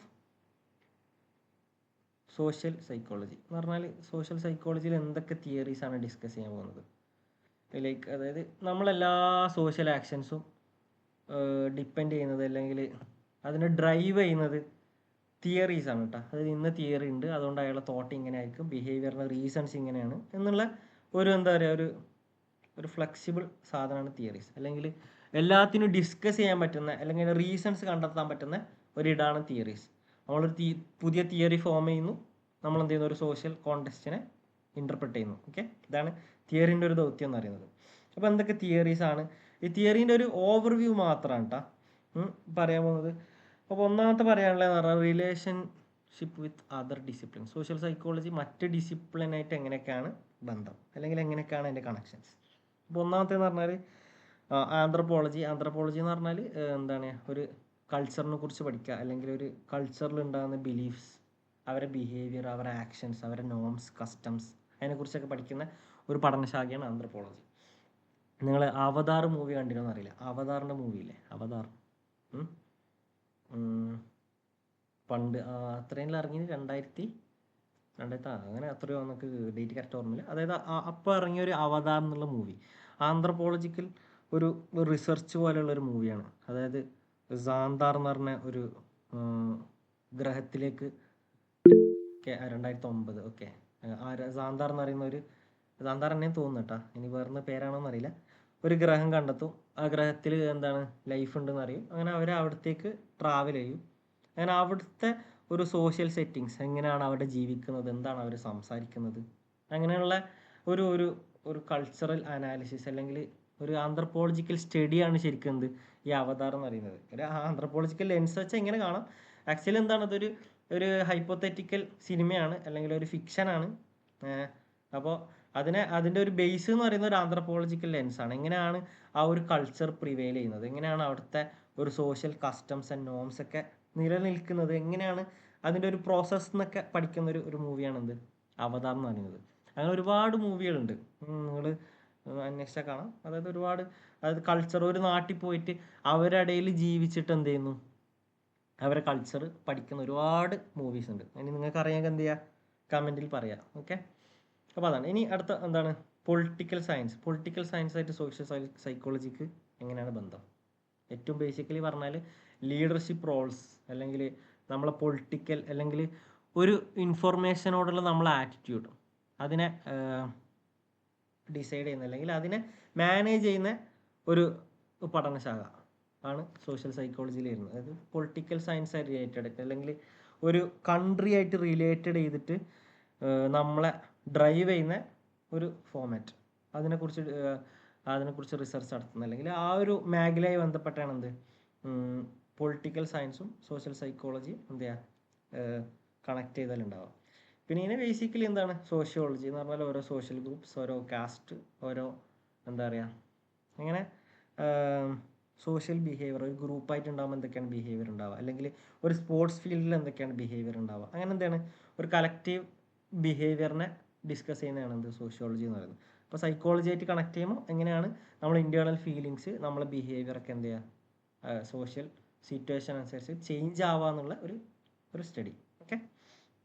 ഓക്കെ, ഇനി അതർ ബ്രാഞ്ചസ് ഓഫ് സൈക്കോളജി, മറ്റ് ബ്രാഞ്ചസോട് എങ്ങനെയൊക്കെയാണ് എന്ത് സോഷ്യൽ സൈക്കോളജി റിലേറ്റ് ചെയ്യുന്നത്. ഒന്നാമത്തേന്ന് പറഞ്ഞാൽ ബയോളജിക്കലാണ്. നമുക്കറിയാം എന്ത് വിഷയം എടുത്താലും biological is very important. Like ഇപ്പോൾ ഒരാൾ ഒരു എന്താണ്, ഇപ്പോൾ എന്താ പറയുക, നമ്മളിങ്ങനെ പൊതുവെ പറയാറുണ്ട്, ഇപ്പോൾ നമ്മൾ ഇഷ്ടപ്പെട്ട ഒരാൾ, അവരെ നമ്മൾ മീറ്റ് ചെയ്യുമോ, അല്ലെങ്കിൽ അവരെ ഹഗ് ചെയ്യുമോ, അല്ലെങ്കിൽ അവരെ ഒപ്പം ഇരിക്കുമോ, നമ്മുടെ ഉള്ളിൽ എന്തുണ്ട്, പെട്ടെന്ന് ഒരു ഹോർമോണൽ ചേഞ്ച് ഉണ്ട്, അല്ലെങ്കിൽ നമുക്ക് പെട്ടെന്ന് സന്തോഷം തരുന്ന എന്തോ ഒരു സാധനം റിലീസ് ചെയ്യുന്നുണ്ട്, സെക്രേറ്റ് ചെയ്യുന്നുണ്ട്. അതുകൊണ്ടാണ് എന്ത് ചെയ്യുന്നത്, ആ ഒരു സോഷ്യൽ സിറ്റുവേഷനിൽ, അല്ലെങ്കിൽ ഇന്നൊരാൾപ്പരം കൂടുമ്പോൾ, അല്ലെങ്കിൽ ഒരു ടീമിൻ്റെ പേരെ നമ്മൾ ജോയിൻ ചെയ്യുമ്പോൾ നമുക്ക് ഉണ്ടാകുന്ന ഒരു ഫീലിങ്സിൻ്റെ ചേഞ്ച്. ഓക്കെ, അപ്പോൾ അതിനെ ഡിസ്കസ് ചെയ്യുന്ന ആണ് ബയോളജിക്കൽ. അതായത് ബയോളജിക്കൽ ഫോർമാറ്റ്സ്, നമ്മളെ തോട്ടിൻ്റെ, നമ്മളെ ബിഹേവിയറിൻ്റെ ഒക്കെ ബയോളജിക്കൽ ഫോർമാറ്റ്സ് എന്തൊക്കെയാണ്. ഓക്കെ, അടുത്ത് എന്താണ്, clinical psychology, interplay of normal and abnormal behaviour. അതായത് ഇപ്പോൾ സപ്പോസ് ഞാൻ നിങ്ങളോട് പറയുകയാണെന്ത്, നമ്മളെ നാട്ടിലൊരു കൾച്ചർ ഉണ്ടല്ലേ, അതായത് ഇപ്പോൾ ആണുങ്ങളാണെങ്കിൽ തുണിയും കുപ്പായാണ് ഇടൽ, അതായത് മുണ്ടും കുപ്പായാണ് ഇടൽ. ഇനിയിപ്പം പെണ്ണുങ്ങളാണെങ്കിൽ ഒന്നിക്ക് ചുരിദാറായിരിക്കാം, സാരി ആയിരിക്കാം, ചില ആൾക്കാർ പർദ്ദ ഇടുന്ന ആൾക്കാരുണ്ട്. അപ്പോൾ അങ്ങനെ ഡിഫറെൻറ്റ് ടൈപ്പ് ഓഫ്, ഇതാണ് നമ്മളൊരു കൾച്ചർ എന്ന് പറയുന്നത്. നിങ്ങൾ ആലോചിക്കുക, പെട്ടെന്ന് ഒരു ദിവസം ഒരു പെണ്ണ് അല്ലെങ്കിൽ ഒരാൾ ഒരു ട്രൗസർ ഇട്ടിട്ട്, ഇപ്പോൾ ഇംഗ്ലീഷ്കാരൊക്കെ കാണുന്ന പോലെ ട്രൗസർ ഇട്ടിട്ട് എന്ത് ചെയ്യാണ്, നിരത്തി ഇറങ്ങുക, അല്ലെങ്കിൽ അതിനിപ്പോൾ ഒരു സ്ത്രീ ആണെങ്കിൽ ഒരു ബിക്കിനിയൊക്കെ ഇട്ടിട്ട് എന്ത് ചെയ്യാണ്, റോട്ടിൽ ഇറങ്ങുകയാണ് സപ്പോസ്, അല്ലെങ്കിൽ അത്രയും ചെറിയ ഷോർട്ട്സ് ഇട്ടിട്ട് ഇറങ്ങുകയാണ് എന്ന് നിങ്ങൾ സങ്കല്പിച്ച് നോക്കിയാൽ ശരിക്ക് അതൊരു അബ്നോർമൽ ബിഹേവിയർ ആണെന്ന് പറഞ്ഞാൽ നമ്മളെ കൾച്ചറിൽ ഇല്ലാത്ത, അല്ലെങ്കിൽ നമ്മളെ ഒരു സോഷ്യൽ സിറ്റുവേഷനോട് യോജിക്കാത്ത ഒരു ടൈപ്പ് ഓഫ് ബിഹേവിയറാണ് ആ ഒരു വ്യക്തിയിൽ നിന്ന് കാണുന്നത്. അപ്പോൾ അതെന്ന് പറയുന്നത് അബ്നോർമലാണ്. ഇനിയിപ്പോൾ കുറച്ചും കൂടി നോർമലിനെ കുറിച്ച് പറഞ്ഞാൽ നമ്മൾ സോഷ്യൽ നോംസിന് അല്ലെങ്കിൽ നമ്മൾ ഡെയിലി കാണുന്ന സോഷ്യൽ സിറ്റുവേഷനോട് അലൈൻ ചെയ്യുന്നുണ്ടോ, അതിനൊക്കെ നോർമൽ എന്ന് പറയും. ഓക്കെ, അപ്പോൾ ഇതിനെക്കുറിച്ചുള്ള പഠനം, അതായത് ഇപ്പോൾ എന്തുകൊണ്ട് ഒരാൾ അബ്നോർമലായി നടക്കുന്നു, ഓക്കെ, അതായത് എന്തുകൊണ്ട് ഇപ്പോൾ നമ്മളൊരു സൊസൈറ്റിക്ക് എന്താ പറയുക ഒക്കാത്ത അല്ലെങ്കിൽ നമ്മൾ സോഷ്യൽ സിറ്റുവേഷനോട് യോജിക്കാത്ത രീതിയിൽ ഒരാൾ ബിഹേവ് ചെയ്യുന്നു എന്നുള്ള ഒരു ഡിസ്കഷൻ. അതിലാണ് ക്ലിനിക്കൽ സൈക്കോളജി വർക്ക് ചെയ്യുക. അപ്പോൾ ചിലപ്പോൾ അയാൾക്ക് എന്താവാം, ഡിപ്രഷൻ കൊണ്ടാവാം, ചിലപ്പോൾ അയാൾക്ക് ഭ്രാന്തായതായിരിക്കാം, അങ്ങനെ പല റീസൺസ് ഉണ്ടാവും. അപ്പോൾ അതിനെ കണ്ടുപിടിക്കലാണ് ആരെ പണി? ക്ലിനിക്കൽ സൈക്കോളജി അല്ലെങ്കിൽ ക്ലിനിക്കൽ സൈക്കോളജിസ്റ്റിൻ്റെ പണി. ഇനി അടുത്ത എന്താണ് കോഗ്നിറ്റീവ് സൈക്കോളജി എന്ന് പറഞ്ഞാൽ സിമ്പിളാണ്. നമ്മൾ നേരത്തെ ഡിസ്കസ് ചെയ്ത പോലെ തന്നെ എന്താണ് നമ്മളെ തോട്ട് പ്രോസസ്സ്, ഇൻറ്റേർണൽ തോട്ട് പ്രോസസ്സിൽ നടക്കുന്നത്, അതിനെക്കുറിച്ച് ഡിസ്കസ് ചെയ്യുന്നതാണ് എന്ത് കോഗ്നിറ്റീവ് സൈക്കോളജി. പിന്നെ ഡെവലപ്മെൻറ്റൽ സൈക്കോളജി ഉണ്ട്, അതായത് നമ്മൾ കാലം കഴിയുന്നതിനനുസരിച്ചിട്ട് എങ്ങനെയാണ് നമ്മളെ സോഷ്യൽ ബിഹേവിയർ, അത് ഒരാളോട് നമ്മൾ ഇടപഴകുമ്പോൾ എങ്ങനെയാണ് നമ്മളെ ബിഹേവിയർ ചേഞ്ച് ഉണ്ടാകുന്നത്. ലൈക്ക് ഇപ്പോൾ ചെറിയ കുട്ടികൾ എന്ന് പറയുമ്പോൾ അവർ ബിഹേവ് ചെയ്യുന്ന ഒരു സ്റ്റൈലുണ്ട്. ഇനിയിപ്പോൾ നമ്മളൊരു പക്വത എത്തുന്ന ഒരു ടൈമുണ്ട്. ലൈക്ക് എന്താ പറയുക, ഇപ്പോൾ ഉദാഹരണത്തിന് വീട്ടിൽ മൂത്ത ഒരാളാണ്, അപ്പോൾ അയാളൊരു 18-17 വയസ്സ്, ജോലിക്കൊക്കെ പോകാൻ തുടങ്ങി അല്ലെങ്കിൽ പഠനം കഴിയാനായി, അങ്ങനെയൊക്കെയുള്ളൊരു സിറ്റുവേഷൻസ് ആൾക്ക് ഒരു മെച്യൂരിറ്റി ഫീൽ ചെയ്യും, അല്ലെങ്കിൽ ഒരു അതോറിറ്റി ഫീൽ ചെയ്യും. അതായത് ഞാനാണ് എന്ത് ചെയ്യണം ഈ കുടുംബനാഥൻ എന്നൊക്കെയുള്ള ഒരു തോട്ട്. അതായത് ഡെവലപ്മെൻറ്റ് നമ്മൾ വളരുന്നതിനനുസരിച്ചിട്ട് എന്ത് ചെയ്യും, നമ്മൾ സോഷ്യൽ കോണ്ടെക്സ്റ്റിൽ നമ്മൾ ബിഹേവ് ചെയ്യുന്ന മെത്തേഡ് വ്യത്യാസം ഉണ്ടാവും. ഓക്കെ, നമ്മൾ ഓവർ ഒരു 10-25-30 വയസ്സായാലും ചിലപ്പോൾ എന്ത് ചെയ്യില്ല, നമ്മൾ പണ്ട് കളിക്കുന്ന അതേ കുട്ടികൾ എന്ത് ചെയ്യില്ല, കളിച്ചോളണമെന്നില്ല. പക്ഷേ ഒരു എന്തുണ്ട്, ഒരു എന്താണ്, ഒരു കോട്ടുണ്ട്, never lose the kid in you. നമ്മളെപ്പോഴും എന്ത് ചെയ്യണം, നമ്മളൊരു ഉള്ളിൽ ഒരു കുട്ടിത്തെ എപ്പോഴും കീപ്പ് ചെയ്യണമെന്ന്. ഓക്കെ, അപ്പോൾ അതിന് ഓവർ എന്ത് ചെയ്യണ്ട, കുട്ടിയാവാൻ നിൽക്കണ്ട, അതിനൊക്കെ ഒന്നും ഒരു പരിധിയുണ്ട്. ഓക്കെ, പിന്നെ എന്താ പേഴ്സണാലിറ്റി സൈക്കോളജി. എങ്ങനെയാണ് എന്താണ് നമ്മളൊരു പേഴ്സണാലിറ്റി അല്ലെങ്കിൽ നമ്മളൊരു ബിഹേവിയർ അല്ലെങ്കിൽ നമ്മൾ മറ്റൊരാളോട് ഇടപഴകുമ്പോൾ നമ്മളെ പുറത്തുനിന്ന് കാണുന്ന ഒരാൾക്ക് നമ്മളെ കുറിച്ച് പറയാനുള്ള ഒരു ഐഡൻറ്റിറ്റി. ലൈക്ക് അയാളൊരു കൂൾ മനുഷ്യനാണ്, അല്ലെങ്കിൽ അയാൾ ഭയങ്കര ചൂടനാണ്, കാന്താരിയാണ്, കലിപ്പനാണ് എന്നൊക്കെയുള്ള നമ്മൾ കൊടുക്കുന്ന ഒരു ട്രെയ്റ്റ്സ് അല്ലെങ്കിൽ ഒരു എന്താ പറയുക ഒരു അഡ്ജക്റ്റീവ് എന്നാണ് എന്താ പറയുക പേഴ്സണൽ സൈക്കോളജിയിൽ ഡിസ്കസ് ചെയ്യാം. ഓക്കെ, അതൊക്കെ ഒരു സോഷ്യൽ എൻവയോൺമെൻറ്റിൽ അല്ലെങ്കിൽ നമ്മൾ ഒരാളായിട്ട് ഇടപഴകുന്ന സമയത്ത് ഉണ്ടാവുന്ന ആ ഒരു സിറ്റുവേഷൻ അനലൈസ് ചെയ്യുന്നതാണ് ശരിക്കും എന്ത് സോഷ്യൽ സൈക്കോളജി ഡിസ്കസ് ചെയ്യുക. ഓക്കെ, ഇനി പറയണം എന്തൊക്കെ ടൈപ്പ് ഓഫ് സോഷ്യൽ ബിഹേവിയർ എന്തൊക്കെ ടൈപ്പിലാണ് അല്ലെങ്കിൽ ഏതൊക്കെ ലെവലിലാണ് നമ്മൾ അനലൈസ് ചെയ്യുക. ഒന്നാമത്തേന്ന് പറയുമ്പോൾ ഇൻട്രാ പേഴ്സണൽ എന്ന് പറഞ്ഞാൽ നമ്മളെ തന്നെ എന്താ അനലൈസ് ചെയ്യുക, അതായത് ഞാൻ ഇങ്ങനെയാണ് എന്നുള്ള എന്ത് ചെയ്യുക അനലൈസ് ചെയ്യുക. ലൈക്ക് ഇപ്പോൾ നമ്മൾ എല്ലാവരും ഡെയിലി ചെയ്യുന്ന ഒരു സാധനമാണ് എന്ത്, നമുക്ക് ഏറ്റവും നല്ല ഡ്രസ്സ് ഇടുന്ന സമയത്താണ് ഏറ്റവും കോൺഫിഡൻസ് ഉണ്ടാവുക. ആർക്കെങ്കിലും വിയോജിപ്പിട്ടെങ്കിൽ പറയാം. ലൈക്ക് നമ്മളിപ്പോൾ നല്ലൊരു ടെക്സ്റ്റൈഡൊക്കെ ഇട്ടിട്ട് അല്ലെങ്കിൽ നമ്മൾ നല്ലൊരു സാരി എടുത്തിട്ട് ഇറങ്ങുമ്പോൾ നമുക്ക് ഉണ്ടാകുന്ന ഒരു കോൺഫിഡൻസ് അത് നമ്മളാണ് തീരുമാനിക്കുക. ലൈക്ക് എനിക്കിപ്പോൾ ഒരു സാധാ പാൻറ്റും കുപ്പായിട്ടിട്ട് പോയാൽ എക്സാക്റ്റ് കണ്ണൂർക്കാരൻ അങ്ങനെ പറയാൻ കാരണം അപ്പോൾ നമ്മളൊരു എന്താ പറയുക സോഷ്യൽ സിറ്റുവേഷൻസിൽ ഇറങ്ങുമ്പോൾ നമുക്കുണ്ടാകുന്ന കോൺഫിഡൻസ്. എനിക്ക് ആരാ പറഞ്ഞതരാ, ഫാത്തിമ ബീവിയോ? നിങ്ങൾ പറഞ്ഞതിൻ്റെ ഉദ്ദേശം എനിക്ക് മനസ്സിലായില്ല. എക്സാക്റ്റ് കണ്ണൂർക്കാരൻ എൻ്റെ ലാംഗ്വേജ് ഉദ്ദേശിച്ചിട്ടാണോ എങ്കിൽ I am sorry. Yeah, okay fine. അപ്പോൾ അത് ഇൻട്രാ പേഴ്സണലാണ്, അതായത് നമ്മളെ ഉള്ളിൽ ഉണ്ടാകാതെ നമ്മുടെ ഉള്ളിൽ ഉണ്ടാകുന്ന ഫീലിങ്സ് എങ്ങനെയാണ് ഞാൻ. ഓക്കെ, അപ്പോൾ ഞാൻ പറഞ്ഞു വന്നതെന്ന് പറഞ്ഞാൽ നമ്മൾ വീട്ടിൽ നിന്ന് ഇറങ്ങുന്നതിന് മുമ്പ് നമ്മൾ തന്നെ എന്ത് ചെയ്യും, നമ്മളെ കണ്ണാടിയിൽ നോക്കും. ആം ഐ ലുക്കിംഗ് ഗുഡ്, അതായത് മറ്റൊരാൾ കാണുമ്പോൾ ഞാൻ എങ്ങനെയുണ്ട്, പെർഫെക്റ്റ് അല്ലേ. അല്ലെങ്കിൽ നിങ്ങൾ ചിലപ്പോൾ അനുഭവിച്ചിട്ടുണ്ടാവും, നമ്മളെ ഡ്രസ്സിന് എവിടെയെങ്കിലും ഒരു ബ്ലാക്ക് പുള്ളി വന്നാൽ നമുക്ക് ഒരു സാധനത്തിന് ശ്രദ്ധ ഉണ്ടാവില്ല, ഫുൾ എന്തായിരിക്കും ഈ ഒരു ബ്ലാക്ക് ഡോട്ടിലായിരിക്കും ചിന്ത ഉണ്ടാവുക. അല്ലെ, അങ്ങനെ തന്നെ അല്ലേ. അതായത് ഒരു കല്യാണത്തിനൊക്കെ പോയി എന്താണ് ചെറുങ്ങനെ ഒരു കറിയൊക്കെ ആയാൽ പിന്നെ ആ കല്യാണത്തിൽ ഒരു പരിപാടിക്ക് രസം ഉണ്ടാവില്ല എന്ന് പറഞ്ഞാൽ ഫുൾ ചിന്ത ഇത് ആൾക്കാർ കാണോ, മോശമാണോ, അല്ലെങ്കിൽ ഡ്രസ്സ് ചെയ്തത് മോശമായി പോയാൽ, അങ്ങനെ ഒരുപാട് ഇൻറ്റേർണൽ തോട്ട് പ്രോസസ്സ് ഉള്ളിൽ നടക്കും. ഇതാണ് എന്തൊരു ഇൻട്രാ പേഴ്സണൽ ലെവൽ എന്ന് പറയുന്നത്. നമ്മളെ തന്നെ അനലൈസ് ചെയ്യാം. ഓക്കെ, ഇനി അടുത്ത എന്താണ് ഇൻ്റർ പേഴ്സണൽ എന്ന് പറഞ്ഞാൽ ഞാൻ മറ്റൊരാളോട് എങ്ങനെയാണ് ഇടപഴകുന്നത്. ലൈക്ക് ഞാൻ എന്ത് ചെയ്യുക, വീട്ടിൽ വന്നാൽ ഞാൻ ചിലപ്പോൾ ഭർത്താവായിരിക്കാം, ഞാൻ ചിലപ്പോൾ ഉമ്മയുടെ അടുത്താണെങ്കിൽ ഞാൻ ചിലപ്പോൾ കുട്ടിയായിരിക്കാം. ഇനിയിപ്പോൾ കൊളീഗ്സിൻ്റെ അടുത്താണ് ഞാൻ എന്താണ് വൺ ഓഫ് ദ കൊളീഗ്സ് ആണ്. ഓക്കെ, അങ്ങനെ സ്കൂളിൽ പോവുകയാണെങ്കിൽ നമ്മളൊരു സ്റ്റുഡൻ്റ് ആണ്. അപ്പോൾ നിങ്ങൾ ഇൻട്രാ പേഴ്സണൽ ലെവൽ അല്ലെങ്കിൽ ഇൻ്റർ പേഴ്സണൽ ലെവൽ മാറിപ്പോരുതേ. ഇൻട്രാ ഇൻ്റർ എന്ന് പറഞ്ഞാൽ നമ്മളെ സെൽഫായിട്ട് ബന്ധപ്പെട്ടാണ്, സെൽഫ് ടു സെൽഫ്. ഇനി ഇൻ്റർ പേഴ്സണൽ എന്ന് പറഞ്ഞാൽ between two persons. Okay, international എന്നൊക്കെ പറയല്ലേ, അതേപോലെ ഇൻ്റർ. ഓക്കെ, ഇൻട്രാ എന്ന് പറഞ്ഞാൽ ഇൻസൈഡ് ആണ്, ഇൻ്റർ എന്ന് പറഞ്ഞാൽ ബിറ്റ്വീൻ ടു ടീം, അതായത് A B. Okay, A individual or B individual. Okay, ready അല്ലേ? ഓക്കെ, അപ്പോൾ അവിടെ ഉണ്ടാകുന്ന പ്രശ്നം എന്താ പറഞ്ഞാൽ, ഇപ്പോൾ എൻ്റെ കൊളീഗ്സിനോട് ഞാൻ ചിലപ്പോൾ എന്ത് ചെയ്യില്ല, യോജിക്കൂല. അപ്പോൾ ചിലപ്പോൾ കുഴപ്പമുണ്ടാവും. അപ്പോൾ നമ്മൾ തമ്മിൽ എന്ത് ചെയ്യണം, സംയോജിപ്പിക്കണം, അല്ലെങ്കിൽ നമ്മൾ തമ്മിൽ ഡീൽ ചെയ്യണം, അല്ലെങ്കിൽ നമ്മൾ രണ്ടാൾക്കാർ ഓക്കെ ആക്കണം എന്നുള്ള കുറേ, അല്ലെങ്കിൽ എന്താണ് എൻ്റെ കൊളീഗ്സിനെക്കാളും ഞാൻ എന്ത് ചെയ്യണം, ഒരു സ്റ്റെപ്പ് ഫ്രണ്ടിലായിരിക്കണം എന്നുള്ള ഒരു കോമ്പറ്റീഷൻ മൈൻഡ് അല്ലെങ്കിൽ കോമ്പറ്റേറ്റീവ് മൈൻഡ് എന്ത് ചെയ്യണം, ഒരു സോഷ്യൽ സിറ്റുവേഷൻ അനലൈസ് ചെയ്യുമ്പോൾ നമ്മൾ ഇൻ്റർ പേഴ്സണൽ ലെവലാണ് എന്ത് ചെയ്യുക, അനലൈസ് ചെയ്യാം. ഓക്കെ, ഇനി അടുത്താണ് ഇത് ഇൻഡിവിജ്വൽ ആൻഡ് ഗ്രൂപ്പ്. അതായത് ഒരു ഗ്രൂപ്പിൽ ഇപ്പോൾ ഞാൻ എന്താണ് ഒരു ഇപ്പോൾ സൈക്കോളജി, ഇപ്പോൾ ഉദാഹരണത്തിന് ഞാനൊരു സൈക്കോളജി വിദ്യാർത്ഥിയാണ് സപ്പോസ് ആണ്.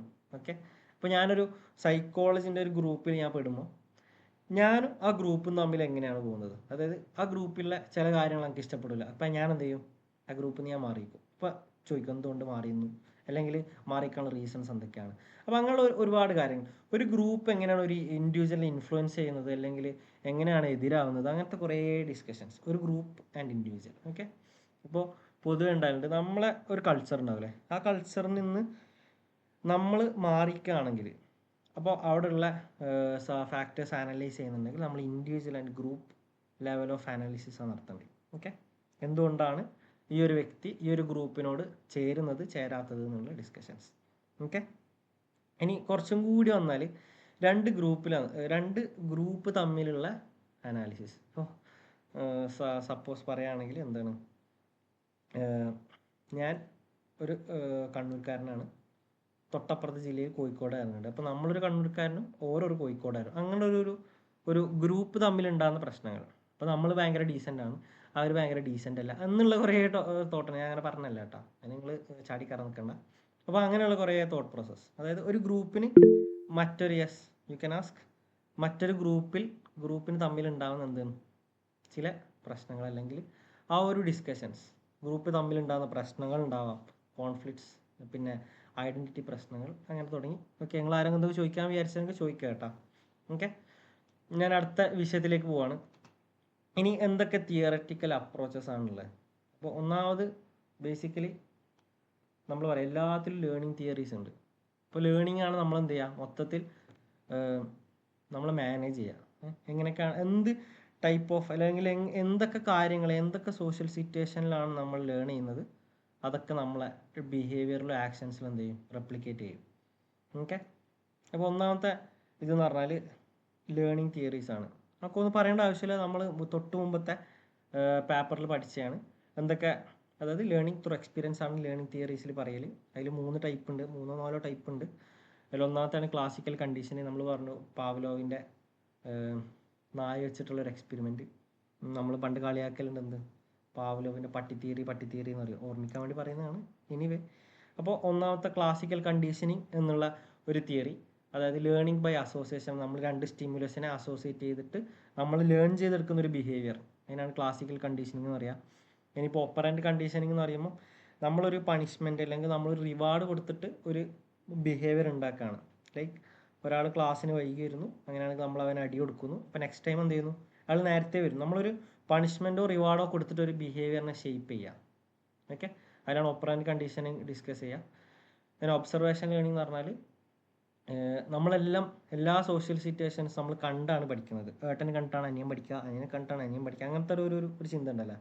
അപ്പോൾ അതൊക്കെ എങ്ങനെയാണ് ഒരു സോഷ്യൽ സിറ്റുവേഷനിൽ. ഇപ്പോൾ നമ്മൾ പൊതുവേ പറയാറുണ്ട്, നിങ്ങൾക്ക് ഓപ്പോസ് ചെയ്യണമെങ്കിൽ ഓപ്പോസ് ചെയ്യാം. ഏറ്റവും നല്ല കുടുംബത്തിൽ അല്ലെങ്കിൽ ഒരു നല്ല ഫാമിലിയിൽ വരുന്ന ഒരാൾക്ക് നല്ല ടോപ്പ് സ്വഭാവമായിരിക്കും. സ്വഭാവം മീൻസ് അയാളെ പെരുമാറ്റം, അയാൾ ആൾക്കാരോട് ഇടപഴകുന്നത്, അതൊക്കെ നോക്കും. അല്ലെങ്കിൽ ഒരുപാട് സിബ്ലിങ്സ് ഉള്ള വീട്ടിൽ നിന്ന് വരുന്ന ഒരാളാണെങ്കിൽ അവർക്ക് ഒരു സോഷ്യൽ സിറ്റുവേഷനിൽ ഹാൻഡിൽ ചെയ്യാനുള്ള കപ്പാസിറ്റി കൂടുതലായിരിക്കും. ഇപ്പോൾ നേരെ തിരിച്ചും ഉണ്ടാവും. ലൈക്ക് ഒരുപാട് സിബ്ലിങ്സിൽ നിന്ന് വരുന്ന ആൾക്കാർക്ക് ഉത്തരവാദിത്തങ്ങൾ ഉണ്ടായിട്ടുണ്ടാവില്ല. അപ്പോൾ എന്ത് ചെയ്യുക, എല്ലാ സോഷ്യൽ സിറ്റുവേഷൻസും ചിലപ്പോൾ ഹാൻഡിൽ ചെയ്യാൻ പറ്റിക്കൊള്ളുന്നില്ല. അങ്ങനത്തെ ഒരുപാട് എന്താണ് സോഷ്യൽ കോണ്ടെക്സ്റ്റിൽ ഡിസ്കസ് ചെയ്യുന്ന കുറേ കാര്യങ്ങൾ. ഒബ്സർവേഷൻ ലേണിംഗിൽ അതാണ് പറയുന്നത്. മറ്റൊരാളെ ഒബ്സർവ് ചെയ്ത് പഠിച്ചതിൻ്റെ ഫലമായിട്ട് നമുക്ക് ഉണ്ടാകുന്ന ഒരു ബിഹേവിയർ, അതായത് സോഷ്യൽ കോണ്ടെക്സ്റ്റ് അപ്ലൈ ചെയ്യുമ്പോൾ എങ്ങനെയാണ്. ഓക്കെ, ക്ലിയർ അല്ലേ? നമുക്ക് ഇനി അടുത്തെന്താണ് കോഗ്നിറ്റീവ് തിയറീസ്. ലൈക്ക് എന്താണ് നമ്മളെ മെൻ്റൽ പ്രോസസ്സ്, നമ്മളെങ്ങനെയാണ് ഡിസ്കസ് ചെയ്യുന്നത്, നമ്മളെങ്ങനെയാണ് ഡിസിഷൻ ഉണ്ടാക്കുന്നത്, നമ്മളെങ്ങനെയാണ് തിങ്ക് ചെയ്യുന്നത്, നമ്മൾ ഓരോ സിറ്റുവേഷൻസ് എങ്ങനെയാണ് പെർസീവ് ചെയ്യുന്നത്. ഓക്കെ, ഏറ്റവും ബെറ്ററാണ് കേട്ടിട്ടുണ്ട്. അങ്ങനെ പറയുന്ന കേൾക്കുന്നുണ്ട്. ഞാനൊരു മിഡിൽ ചൈൽഡാണ്, പക്ഷേ അങ്ങനെ ഉണ്ടോയെന്ന് അറിയില്ല. അതിപ്പോൾ എങ്ങനെയാണെന്ന് പറഞ്ഞാൽ ചിലപ്പോൾ, അതായത് നിങ്ങൾക്ക് ഞാൻ പറയുന്നതിൽ ഒപ്പോസ് ചെയ്യണമെങ്കിൽ ഒപ്പോസ് ചെയ്യട്ടാ. ഒന്നാമത്തെ കുട്ടിയുണ്ട്, ഒന്നാമത്തെ കുട്ടിക്ക് എന്ന് പറഞ്ഞാൽ മാക്സിമം എല്ലാ കെയറും കൊടുത്തിട്ടുണ്ടാവും. എന്ന് പറഞ്ഞാൽ ഏറ്റവും ലവ് കിട്ടിയ, അതായത് ഫസ്റ്റത്തെ കുട്ടിയല്ലേ, ഒന്നാമത്തെ മോനല്ലേ എന്ന് പറഞ്ഞിട്ട് എന്തുണ്ടാവും, ഒന്നാമത്തെ കൊടുത്തിട്ടുണ്ടാവും. ഇനിയിപ്പോൾ ഏറ്റവും ലാസ്റ്റത്തെ ആളുണ്ടാവും. ലാസ്റ്റത്തെ ആളെന്ന് പറയും അയ്യോ ചെറുതല്ലേ എന്ന് പറഞ്ഞിട്ട് എന്ത് ചെയ്യും, അതിനും പൊന്നിച്ചെടുക്കും. നടുക്കത്തെ ആൾക്കാരുണ്ട്, നടുക്കത്തെ ആൾക്കാരാണ് പ്രശ്നം. നടുക്കത്തെ ആൾക്കാർ മുകളിലും പെട്ടിട്ടുണ്ടാവില്ല, താഴെയും പെട്ടിട്ടുണ്ടാവില്ല. ഓക്കെ, അപ്പോൾ അങ്ങനത്തെ ഒരു സിറ്റുവേഷൻസ് പൊതുവേ കാണലുണ്ട്. പക്ഷെ അങ്ങനെ ഒന്നല്ല കേട്ടോ ശരിക്ക്. അതായത് ശരിക്കും നമ്മളെ പാരൻസ് എന്ന് പറയുന്നത് നമുക്ക് എല്ലാവർക്കും ഈക്വൽ എന്താണ് ഇമ്പോർട്ടൻസ്, അല്ലെങ്കിൽ ഒരു ഈക്വൽ കെയർ ആണ് എല്ലാവർക്കും തരുന്നത്. പിന്നെ ചില കാരണങ്ങൾ കൊണ്ട് എന്താണ് ചില നമ്മളെ പഠിപ്പിക്കാനോ അല്ലെങ്കിൽ ഓരോ സോഷ്യൽ സിറ്റുവേഷൻസിനനുസരിച്ചിട്ടാണ് എന്ത് ചെയ്യുന്നത്, നമ്മളെ ബിഹേവിയർ അല്ലെങ്കിൽ നമ്മളോടുള്ള ആറ്റിറ്റ്യൂഡ് ചേഞ്ച് ആകുന്നത്. ലൈക്ക് ഇപ്പോൾ ഒന്നാമത്തെ ഒരാൾ നല്ല നല്ല സ്വഭാവക്കാരനാണെങ്കിൽ എന്തായാലും പാരൻസിന് ഒരു പോസിറ്റീവ് ആറ്റിറ്റ്യൂഡ് അയാളുണ്ടാവും. രണ്ടാമത്തെ ആൾ മോശക്കാരനാണെങ്കിൽ ചിലപ്പോൾ എന്ത് ചെയ്യില്ല, ഒന്നാമത്തെ ആളെ മൈൻഡ് ചെയ്യുന്നതനുസരിച്ച് രണ്ടാമത്തെ ആളെ മൈൻഡ് ചെയ്യിക്കൊള്ളണമെന്നില്ല. അപ്പോൾ ഒക്കെ നമ്മളൊരു ഇൻറ്റേർണൽ നമ്മൾ ചിന്തിച്ചുണ്ടാക്കുന്ന ഓരോ തിയറീസ് ആണ് കേട്ടോ. രണ്ടാമത്തെ ആൾ ഭയങ്കരമാണ്. പക്ഷേ വേറൊരു സാധനമുണ്ട്, നമ്മൾ പൊതുവെ റീൽസിലൊക്കെ കാണാറുണ്ട്. ഈ ഒന്നാമത്തെ ചൈൽഡ് എന്ന് പറയുമ്പോൾ ഒരു ആരംഭ കുഞ്ഞായിരിക്കും, പണ്ടേ ആളിച്ച് വളർത്തിയിട്ടുണ്ടാകുന്നത്. അങ്ങനെ ഒന്നാമത്തെ ഞങ്ങളങ്ങനെ നിങ്ങളങ്ങനെ ഊക്കിക്കൊക്കെ ചെയ്തോക്കോ, പ്രശ്നമില്ല, ബി വിത്ത് കെയർ. ഓക്കെ, അപ്പോൾ റീൽസിലൊക്കെ കാണുന്ന ഒരു ഇതാണ് ഒന്നാമത്തെ ചൈൽഡ് ഉണ്ടാവും. അതായത് ഒന്നാമത്തെ ചൈൽഡ് എന്ന് പറയുന്നത് ഒരു ആരംഭം അല്ലെങ്കിൽ ഒരു ലാളിച്ച് വളർത്തിയായിരിക്കും. അപ്പോൾ ആ ഒരു ലാളന വലുതാൻ വരെ ഉണ്ടാവും. ഇനി ഏറ്റവും താഴത്തെ ചെറുത് എന്ന് പറയുമ്പോൾ എന്താണ്, അതേപോലെ തന്നെ ആ ചെറുതല്ലേ എന്ന് വെച്ച് നോക്കുന്നുണ്ടാവും. നടുക്കത്തുണ്ടാവും എല്ലാ കാര്യങ്ങളും സ്വന്തം ചെയ്ത് പഠിച്ച ഒരു ടൈപ്പ് ഓഫ് ബിഹേവിയർ ആയിരിക്കും. എന്ന് പറഞ്ഞാൽ രണ്ടിനും നടുക്ക് ഞാൻ തന്നെ എന്ത് ചെയ്യും, എൻ്റെ കാര്യങ്ങൾ ഞാൻ തന്നെ നോക്കുന്നുള്ള ഒരു മെൻറ്റാലിറ്റി ഓട്ടോമാറ്റിക്കായിട്ട് എന്ത് ചെയ്യുന്നുണ്ടാവും, സെക്കൻഡ് ചൈൽഡിൽ വളർന്നിട്ടുണ്ടാവും എന്നുള്ള ടൈപ്സ് ഓഫ് റീൽസ് എന്ത് ചെയ്യലുണ്ട്, ഇൻസ്റ്റാഗ്രാമിലൊക്കെ ഓടലുണ്ട്. നിങ്ങൾ ചിലപ്പോൾ കണ്ടിട്ടുണ്ടാവും. ഓക്കെ, അത് ശരിക്കും ശരിയാണ്. സയൻസ് പ്രൂവ് ചെയ്തതാ. മൂത്ത തന്നെയാണോ? ആൾക്ക് ഒന്നും അങ്ങനെ പ്രത്യേകിച്ച് അറിയില്ല. സെക്കൻഡ് ആൾ എന്ന് പറയുമ്പോൾ ഈ മൂത്ത ആളെ കണ്ട് പഠിച്ച് ആ രീതിയിൽ സെക്കൻഡ് ആൾ ഏറ്റവും ബെറ്റർ ആയിരിക്കും. സയൻസ് പ്രൂവ് ചെയ്തതാ, അതാ ഞാൻ പറഞ്ഞത്. തന്നെയാ? അങ്ങനെ പ്രൂവ് ചെയ്തിട്ടുണ്ടോയെന്ന് എനിക്ക് കൃത്യമായിട്ട് അറിയില്ല, ചിലപ്പോൾ ഉണ്ടായിരിക്കാം. അതായത് പൊതുവെ അങ്ങനെ പറയലുണ്ട്, രണ്ടാമത്തെ അല്ലെങ്കിൽ ഒരു മിഡിൽ ചൈൽഡിനാണ് കുറച്ചും കൂടി കോഗ്നിറ്റീവ് എന്താണ്, അത് ഒറ്റയ്ക്ക് ചെയ്ത് ശീലിച്ചുകൊണ്ടുള്ള കോഗ്നിറ്റീവ് വളർച്ച ശരിക്ക് മിഡിൽ ചൈൽഡിൽ ഉണ്ടാവാം. ഞാനൊരു ക്വസ്റ്റ്യൻ ചോദിക്കാം, ഏറ്റവും കൂടുതൽ മെച്യൂരിറ്റി അല്ലെങ്കിൽ അങ്ങനത്തെ ഒരു തോട്ട് ഉണ്ടാകുന്നത് ശരിക്കും ഫസ്റ്റ് ചൈൽഡിലാണ്. നിങ്ങളല്ലാന്ന് പറ, ഏറ്റവും മെച്യൂരിറ്റി ഉണ്ടാകുന്നത് അല്ലെങ്കിൽ ഒരു ഹാൻഡ്ലിങ് പവർ ഏറ്റവും എൽഡർ ആയിട്ടുള്ള സിബ്ലിങ്സിന് ഉണ്ടാവുക. എല്ലാം നിങ്ങൾ പറ, അങ്ങനെ തന്നെ അല്ല എൽഡർ മൂത്താക്ക് ഒരിക്കലും ആ സംഭവം ഉണ്ടാവില്ല. ഉണ്ടാവില്ല എന്നാ പറയുന്നത്. അപ്പം ഞാൻ കാണുന്ന സോഷ്യൽ സിറ്റുവേഷൻസിലൊക്കെ എന്താണ് ഏറ്റവും മൂത്താക്ക് ഏറ്റവും എൽഡർ ആക്ക് ഒരു പവർ ഉണ്ടാവും. എന്ന് പറഞ്ഞാൽ ഇപ്പം ചെറുതിനോട് നീ അവിടെ നിൽക്കുന്ന ഒരു സീരിയസ് ആയിട്ടുള്ള സിറ്റുവേഷനിൽ പറഞ്ഞാൽ അവരെന്ത് ചെയ്യും, അതിനനുസരിച്ച് നിന്നോളൂ. അവർക്ക് പവറേ ഉള്ളൂ, അതനുസരിച്ച് പെരുമാറാൻ. അങ്ങനല്ല, സീരിയസ് ആയിട്ട് പവർ പറയും. എന്നല്ല. സപ്പോസ് അതായത് ഏറ്റവും മൂത്ത ആളാകുമ്പം ഒരു ഫാമിലിൻ്റെ ചിലപ്പം എല്ലാ ബേർഡൻസും വന്ന് നിൽക്കൽ ഈ ഫസ്റ്റത്തെ ആൾക്ക്. അപ്പോൾ അതിനനുസരിച്ചിട്ട് അയാൾ എന്തായിരിക്കും, കോൺഷ്യസ് ആയിരിക്കും. ഞാൻ അത്ര ഉദ്ദേശിച്ചുള്ളൂ. നിങ്ങൾക്ക് ഒപ്പോസ് ചെയ്യുകയാണെങ്കിൽ ഒപ്പോസ് ചെയ്യാം. പൊതുവെ മെച്യൂരിറ്റി കൂടുതൽ ഏറ്റവും എൽഡർ സിബ്ലിങ്സിനായിരിക്കും. ഓക്കെ, അതായത് അവർ നേരെ ചിലപ്പോൾ എന്ത് ചെയ്യുമെന്ന് പറഞ്ഞാൽ ഫാദർ എന്ന് എന്ത് ചെയ്യും, ഞാൻ ഫസ്റ്റ് ചൈൽഡ് അല്ല, ഞാൻ മിഡിൽ ചൈൽഡാണ്, എനിക്ക് എന്ത് ചെയ്യുന്നുണ്ട്, ഒരു എൽഡർ ബ്രദർ ഉണ്ട്. അപ്പോൾ നമ്മൾ സോഷ്യൽ സിറ്റുവേഷനിൽ കാണുന്ന ഇതാണ്, ഏറ്റവും എൽഡർ ബ്രദർക്കാണ് ഏറ്റവും മെച്യൂരിറ്റി ഉണ്ടാവുക.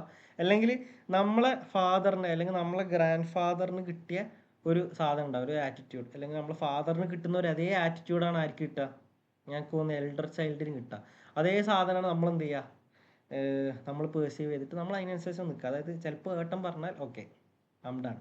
എപ്പോൾ ഒരിക്കൽ ഏതോ ഒരു ഇൻ്റർവ്യൂവിൽ ആസിഫ് അലി തന്നെയാന്ന് തോന്നുന്നു, ആസിഫ് അലി ഒരു ഇത് പറയുന്നുണ്ട്, അതായത് സംഭവം ഞാൻ ഏട്ടനൊക്കെ സെറ്റ് തന്നെയാണ്, പക്ഷേ ആടുന്ന് മൂപ്പരാളിങ്ങനെ ഡോറിൻ്റെ കുറ്റി ഇങ്ങനെ താത്താൻ ഞാൻ ഇവിടുന്ന് എന്ത് ചെയ്യും മുണ്ടാണ്ടിക്കുമെന്ന്. അതായത് ആ ഒരു ഫാദറിന് കൊടുക്കുന്ന സെയിം ബഹുമാനം ചിലപ്പോൾ എന്ത് ചെയ്യാം മെച്യൂരിറ്റി ഉണ്ടോ അല്ലെങ്കിൽ എൽഡർനെസ് ഉണ്ടോ നമുക്ക് എന്ത് ചെയ്യാം എൽഡർ ബ്രദർക്ക് കൊടുക്കാം, അല്ലെങ്കിൽ നമ്മളെക്കാളും എൽഡർ സിബ്ലിങ്സ് നമ്മൾ കൊടുക്കാം. ഓക്കെ, കോപ്പോസ് ചെയ്യണം കോപ്പോസ് ചെയ്യട്ടോ, ഇങ്ങനെയാണ് നമ്മൾ കാണുന്നത്. യെസ് അതന്നെ, നമ്മുടെ ഒരു ഇൻ്റർവ്യൂ നടന്നുണ്ട്. അപ്പം മെച്യൂരിറ്റിൻ്റെ കാര്യത്തിൽ എനിക്ക് തോന്നുന്നു ഫസ്റ്റ് ചൈൽഡ് തന്നെയായിരിക്കും ബെസ്റ്റ്. ഓക്കെ, അപ്പോൾ അങ്ങനെയുള്ള ഒരുപാട് എന്താണ് കോഗ്നിറ്റീവ് മെൻ്റൽ പ്രോസസ്സിനെ കുറിച്ചാണ് എന്ത് ചെയ്യുക കോഗ്നിറ്റീവ് തിയറീസ് ഡിസ്കസ് ചെയ്യുക. അതിലേറ്റൊരു നമ്മൾ കഴിഞ്ഞ പേപ്പറിൽ പഠിച്ചാണ് ജസ്റ്റാൾട്ട് സൈക്കോളജിൻ്റെ ഒരുപാട് എന്താണ് തിയറീസ് അല്ല എന്താ പറയുക ഒരുപാട് പ്രിൻസിപ്പിൾസ്, പ്രോക്സിമിറ്റി, കണ്ടിന്യൂറ്റി, പിന്നെന്താണ് ഗുഡ് ഫിഗർ ഗ്രൗണ്ട് എന്നൊക്കെ പറഞ്ഞ് ഒരുപാട് പ്രിൻസിപ്പിൾസ് നമ്മൾ പഠിച്ചതാണ്. ഓക്കെ, അതായത് എന്താണ് people interact stimuli in whole not in isolation എന്ന് പറഞ്ഞാൽ നമ്മളൊരു സോഷ്യൽ സിറ്റുവേഷനെ കാണൽ എന്താണ് ഒരു ബ്രോഡർ ഒരു കോൺസെപ്റ്റിൽ അല്ലെങ്കിൽ ഒരു ബ്രോഡർ ആയിട്ടാണ് എന്ത് ചെയ്യുക ഒരു സിറ്റുവേഷനെ കാണാം. ജസ്റ്റാൾട്ട് സൈക്കോളജി അങ്ങനെ പറയുന്നത്. ഇപ്പോൾ എന്താണെന്ന് പറഞ്ഞാൽ ഇപ്പോൾ നമ്മളൊരു ഗ്രൂപ്പിനെടുത്താൽ അവരൊരു സോഷ്യൽ സിറ്റുവേഷനിൽ 5 ആൾക്കാരാണെങ്കിൽ 5 ആളും കാണുന്ന ഒരു പോയിന്റ് ഓഫ് വ്യൂ വ്യത്യാസം ഉണ്ടാവും. ലൈക്ക് ചില ആൾക്കാർ കുറച്ചും കൂടി മെച്യൂർ ആയിട്ട് ദ ഹോൾ പ്രോസസ്സിനെ എല്ലാവരും ഉൾക്കൊണ്ടിട്ടായിരിക്കും എന്ത് ചെയ്യുക ഒരു ഡിസ്കഷനോ അല്ല എന്തെങ്കിലും കാര്യങ്ങൾ ഡിസൈഡ് ചെയ്യോ ഒക്കെ നടക്കുക. പക്ഷെ ചില ആൾക്കാർ എന്ത് ചെയ്യും ചില ബൗണ്ടറീസ് വെച്ചിട്ട് അല്ലെങ്കിൽ മുമ്പുണ്ടായ ചില എന്താണ് നമുക്കുണ്ടാകുന്ന ഒരു സോഷ്യൽ സിറ്റുവേഷനൊക്കെ അനലൈസ് ചെയ്തിട്ടായിരിക്കും ചിലപ്പോൾ പറയുക. ചിലപ്പോൾ അത് റോങ് ആവാം, ചിലപ്പോൾ റൈറ്റ് ആവാം. ഓക്കെ, അങ്ങനത്തെ കുറേ സിറ്റുവേഷൻസ്. ഓക്കെ, ഇനി എന്താണ് ഇനി തിയറിറ്റിക്കൽ അപ്രോച്ചസ് അല്ലെങ്കിൽ നമ്മൾ തിയറീസ് പറയുമ്പോൾ അതിൽ പറയുന്ന ഒരു കുറച്ച് കൺസെപ്റ്റാണ് എന്ത് ഒന്ന് schema, mental frame works for understanding people or event. അതായത് നമ്മളൊരു ഒരു മനുഷ്യനെ അല്ലെങ്കിൽ ഒരു ഇൻഡിവിജ്വലിനെ അല്ലെങ്കിൽ ഒരു സോഷ്യൽ സിറ്റുവേഷനെ നമ്മൾ എങ്ങനെയാണ് നമ്മൾ മനസ്സിലാക്കി എടുക്കുന്നത്, നമ്മൾ എങ്ങനെയാണ് അതിന് നോക്കി കാണുന്നത്. ഇപ്പോൾ സപ്പോസ് എന്ന് പറഞ്ഞാൽ നമ്മൾ നേരത്തെ പറഞ്ഞ ഉദാഹരണം തന്നെ, നമ്മൾ മരിച്ച വീട്ടിൽ പോയാൽ നമ്മൾ എന്ത് ചെയ്യും എങ്ങനെയാണോ അടുത്ത സിറ്റുവേഷൻ നമ്മൾ അനുവദിക്കുന്നത് അതുപോലെ നിൽക്കും. ഇനിയിപ്പോൾ കുറച്ചും കൂടി പറഞ്ഞാൽ ഒരു ഇൻഡിവിജ്വലിനോട് ബന്ധപ്പെട്ടാണെങ്കിൽ നമ്മൾ വീട്ടിൽ വന്നാൽ ചിലപ്പോൾ നമ്മൾ എന്ത് ചെയ്യും ഒരു കുട്ടിയായിരിക്കും, സ്കൂളിൽ പോയാൽ ചിലപ്പോൾ നമ്മൾ പ്രിൻസിപ്പാളായിരിക്കും. അങ്ങനെ ഓരോ സോഷ്യൽ സിറ്റുവേഷൻ അനുസരിച്ചിട്ട് നമ്മൾ എന്ത് ചെയ്യുക നമ്മളെ മെൻ്റൽ ഫ്രെയിം വർക്ക് ഇങ്ങനെ മാറിക്കൊണ്ടേയിരിക്കുക. ഓക്കെ, ഓരോ സിറ്റുവേഷൻസ് നമ്മൾ അണ്ടർസ്റ്റാൻഡ് ചെയ്തിട്ട് ബിഹേവ് ചെയ്യാം. ഓക്കെ, ഇതിനാണ് സ്കീമ എന്ന് പറയുക.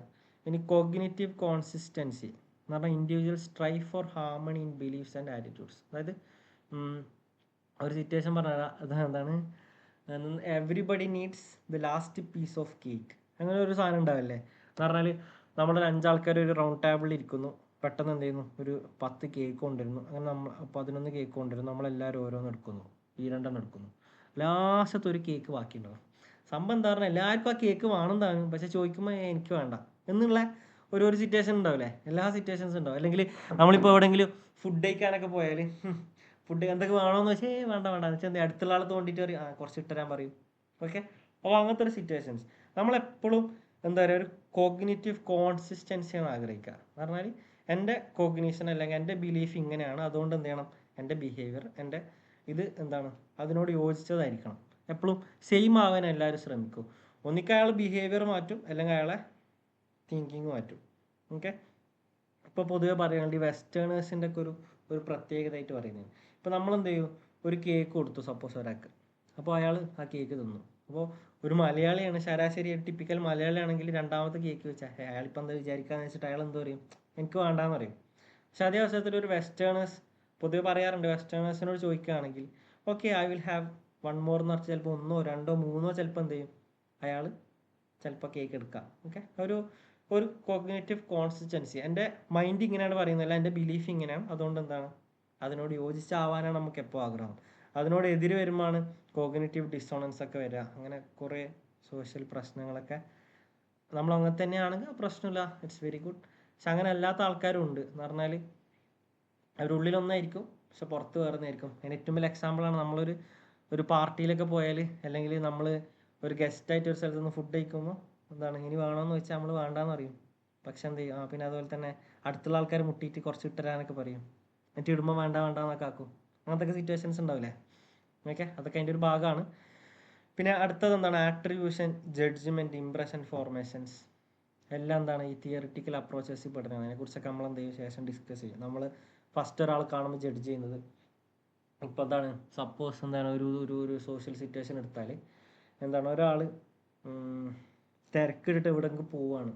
ഇപ്പോൾ നമുക്ക് അയാൾ ജഡ്ജ് ചെയ്യാം, അയാൾക്ക് എന്ത് ഇപ്പോഴത്തെ തിരക്ക്, അയാൾ എന്ത് ഇങ്ങനെ ഓടിച്ചാടി പോകുന്നത്, ചിലപ്പോൾ അയാൾക്ക് ഇമ്പോർട്ടൻ്റ് ആയിട്ടുള്ള ഒരു കാര്യം അറ്റൻഡ് ചെയ്യാനുണ്ടായതുകൊണ്ടായിരിക്കാം അയാൾ എന്ത് ചെയ്യുക, ഓടിപ്പടഞ്ഞു പോകുന്നത്. ഓക്കെ, നമ്മളപ്പോൾ പെട്ടെന്ന് ഒരു പുറത്ത് കാണുന്ന ഒരു സാധനം വെച്ചിട്ടാണ് ജഡ്ജ് ചെയ്യുക. അപ്പോൾ ഒക്കെ നമ്മളെന്ത് ചെയ്യുന്നുണ്ട്? ആ ജഡ്ജ്മെൻ്റൊക്കെ നമ്മളെ ബാധിക്കുന്നുണ്ട്. ഓക്കെ, അപ്പോൾ അതൊക്കെയാണ് എന്ത് ഇതിൽ പറയാനുള്ളത്. ഇതൊക്കെ എന്ത് ചെയ്യും? ശേഷമുള്ള ചാപ്റ്റേഴ്സിലൊക്കെ ഇന്നും ഡീറ്റെയിൽഡ് ആയിട്ട് ഡിസ്കസ് ചെയ്യാനുണ്ട്. അപ്പോൾ നമുക്ക് എന്ത് ചെയ്യാം? അന്നേരം ഡിസ്കസ് ചെയ്യാം. ഓക്കെ, പിന്നെന്താ ഇനി റിസർച്ച്. എന്തൊക്കെ ടൈപ്പ് ഓഫ് റിസർച്ച് മെത്തേഡ്സ് ആണ് സോഷ്യൽ സൈക്കോളജിയിലുള്ളത്? ഒന്ന് ഒബ്സർവേഷണൽ മെത്തേഡാണ്. എന്ന് പറഞ്ഞാൽ ഒന്നുമില്ല, നമ്മൾ ഒബ്സർവ് ചെയ്യുക, കാര്യങ്ങൾ പഠിക്കുക. ഇപ്പോൾ എങ്ങനെയെന്ന് പറഞ്ഞാൽ, ഇപ്പോൾ സപ്പോസ് ഒരു ഒരു ഒരു എന്തെങ്കിലും റിസർച്ച് പറയും, എന്തെങ്കിലും ഒരു റിസർച്ച് ഇപ്പോൾ നമ്മൾ നോക്കുകയാണ്, കൂടുതൽ പഠിക്കുന്ന ആൾക്കാർക്ക് കൂടുതൽ മാർക്ക് ഉണ്ടാവും എന്നുള്ള റിസർച്ച് ആണെങ്കിൽ നമ്മൾ എന്ത് ചെയ്യും? ഒരുപാട് പാർട്ടിസിപ്പൻസിനെ എടുക്കും, നമ്മൾ ഒബ്സർവ് ചെയ്യും, പഠിക്കുന്ന ആൾക്കാരൊക്കെ നോക്കും, എന്നിട്ട് ഓക്കെ പഠിക്കുന്ന എല്ലാ ആൾക്കാർക്കും എക്സാമിൽ എങ്ങനെ റിസൾട്ട്, നല്ല മാർക്കുണ്ടോ ഇല്ലേ. അപ്പോൾ അതിലൊരുത്തം പഠിക്കുന്നുണ്ടായിട്ടില്ല, പക്ഷെ അവനക്ക് എന്തുണ്ട്? നല്ല മാർക്കുണ്ട്. അപ്പോൾ നമ്മൾ എന്ത് പറയും? ഭയങ്കര പഠിക്കുന്ന ആളാന്ന് വെച്ചിട്ട് എന്ത് ചെയ്യണമെന്നില്ല, എക്സാമിന് നല്ല മാർക്ക് വാങ്ങണമെന്നില്ല, അല്ലെങ്കിൽ തീരെ പഠിച്ചിട്ടില്ല എന്ന് വെച്ചിട്ട് മാർക്ക് കിട്ടാനും ഇല്ല. അപ്പോൾ അതിൻ്റെ ഫാക്ടേഴ്സ് ഇങ്ങനെ കാണുന്ന വെച്ചാൽ നമ്മൾ എന്ത് ചെയ്യും? ഒബ്സർവ് ചെയ്തിട്ട് എന്ത് ചെയ്യുക? ഒരു റിസർച്ച് നടത്തുക. അതിനാണ് ഒബ്സർവേഷണൽ മെത്തേഡ്, അല്ല ഒബ്സർവേഷണൽ, ഓക്കെ അങ്ങനെ പറയാം. ഇനി അതിൽ 2 ടൈപ്പ് ഉണ്ട്. ഒന്ന് പാർട്ടിസിപ്പൻ്റ് ഒബ്സർവേഷനും നോൺ പാർട്ടിസിപ്പൻ്റ് ഒബ്സർവേഷനും. അതായത് ഒരു റിസർച്ചിൽ റിസർച്ചറും കൂടി കൂടുകയാണെങ്കിൽ അതിന് പാർട്ടിസിപ്പൻ്റ് ഒബ്സർവേഷൻ എന്ന് പറയും. ഇനിയിപ്പോൾ റിസർച്ചർ ഇല്ലാണ്ട് റിസർച്ചർ ഒരു ഒബ്സർവറായിട്ട് റിസർച്ചിൻ്റെ പുറത്ത് നിന്നിട്ട് ഒബ്സർവ് ചെയ്യുന്നതിനാണ് എന്ത്? നോൺ പാർട്ടിസിപ്പൻ്റ് ഒബ്സർവേഷൻ എന്ന് പറയാം. സിമ്പിളാണ്. ഇനിയിപ്പോൾ എന്താണ്, ഈ പൊതുവെ ആന്ത്രപ്പോളജിക്കൽ സ്റ്റഡി, നമ്മളൊരു കൾച്ചറിനെ അല്ലെങ്കിൽ ഒരു നോംസിനൊക്കെ പഠിക്കാൻ പൊതുവെ പാർട്ടിസിപ്പൻ്റ് ഒബ്സർവേഷനാണ് ചെയ്യൽ. എവിടെയോ ഒരു ഒരു ഒരു പഠനമാണോ അല്ലെങ്കിൽ ഒരു എക്സ്പെരിമെൻ്റ് ആണോ എന്ന് ഓർമ്മയില്ല, ഒരു ഫേക്ക് റോബോട്ട് ഫിഷ് ഉണ്ടാക്കും സയൻറ്റിസ്റ്റ്. അങ്ങനെ അതിനെന്ത് ചെയ്യും? വെള്ളത്തിലേക്ക് വിടും. അങ്ങനെ സിമിലർ ആയിട്ടുള്ള ഫിഷിൻ്റെ കൂട്ടത്തിൽ ഈ ഫിഷ് കൂടുമ്പോൾ ഈ ഫിഷ് പോയി കൂടും. അപ്പോൾ അങ്ങനെ എന്ത് ചെയ്യും? ലാസ്റ്റ് ആ ഫിഷിൻ്റെ കൂട്ടത്തിൽ ഒരാൾ ഈ റോബോട്ട് ഫിഷ് ആവും. അങ്ങനെ കുറച്ച് കാലം കഴിഞ്ഞപ്പോൾ ഈ റോബോട്ട് ഫിഷ് എന്ന് പറയുന്നത് ഈ ഒരു ഫിഷിൻ്റെ ഒരു ലീഡറായിട്ടൊക്കെ മാറിയ ഒരു സോഷ്യൽ ഒരു എക്സ്പെരിമെൻ്റ് ഉണ്ടായിരുന്നു. ഒരു റിയൽ എക്സ്പെരിമെൻ്റ് ആണ് കേട്ടോ. അപ്പോൾ അതുപോലത്തെ ഒരുപാട് എക്സ്പെരിമെൻ്റ് ഉണ്ടാവും. നമ്മളിപ്പോൾ ഏതെങ്കിലും ഒരു ട്രൈബ്സിനെ കുറിച്ച് പഠിക്കാൻ പോകുമ്പോൾ പൊതുവേ ചെയ്യുന്നതെന്ന് പറഞ്ഞാൽ അവരിടയിൽ ജീവിക്കും, എന്നിട്ട് അവരെങ്ങനെയാണോ ബിഹേവ് ചെയ്യുന്നത്, അവരുടെ കൾച്ചർ എങ്ങനെയാണോ അതിനനുസരിച്ച് നമ്മൾ ജീവിച്ചു നോക്കും. എന്നിട്ട് എന്ത് ചെയ്യും? നമ്മുടെ റിസർച്ച് കണ്ടിന്യൂ ചെയ്യും. നമുക്ക് അതിനാണ് പാർട്ടിസിപ്പൻ്റ് ഒബ്സർവേഷൻ എന്ന് പറയുക. ഇനിയിപ്പോൾ നോൺ പാർട്ടിസിപ്പൻ്റ് ഒബ്സർവേഷൻ എന്ന് പറഞ്ഞാൽ നേരെ തിരിച്ച് പറഞ്ഞാൽ നമ്മൾ റിസർച്ചിന് പുറത്തുനിന്ന് ഒബ്സർവ് ചെയ്യും, നമ്മളെന്ത് ചെയ്യും?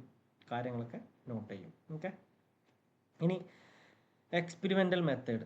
ഇപ്പോൾ എക്സ്പെരിമെൻ്റൽ മെത്തേഡ് എന്ന് പറയുമ്പോൾ സിമ്പിളാണ്. നമ്മളൊരു എക്സ്പെരിമെൻ്റ് ഉണ്ടാക്കുകയാണ്, നമ്മളൊരു ഫേക്ക് സോഷ്യൽ സിറ്റുവേഷൻ ഉണ്ടാക്കും, എന്നിട്ട് എന്ത് ചെയ്യും? അതിനെ അനലൈസ് ചെയ്യും. അതിനാണ് എക്സ്പെരിമെൻ്റൽ മെത്തേഡ്. നമ്മളെന്ത് ചെയ്യും? എല്ലാ കണ്ടീഷൻസ് പറയും, ചിലപ്പോൾ എന്ത് ചെയ്യും? ഇങ്ങനെയൊക്കെയാണ് കണ്ടീഷൻസ് എന്ന് പറഞ്ഞിട്ട് അവരെന്ത് ചെയ്യും? എക്സ്പെരിമെൻ്റ് ചെയ്യാൻ വേണ്ടിയിട്ട് അവർ നിർത്തിയിട്ട് അങ്ങനെ ഒരു റിയൽ എക്സ്പെരിമെൻ്റ് മോഡിൽ തന്നെ എന്ത് ചെയ്യും? നമ്മളൊരു കാര്യം റിസർച്ച് ചെയ്യുന്നതിനാണ് എക്സ്പെരിമെൻ്റ് മെത്തേഡ് റിസർച്ച് ചെയ്യാൻ അറിയാം. ഒക്കെ 2 ടൈപ്സ് ഉണ്ട്.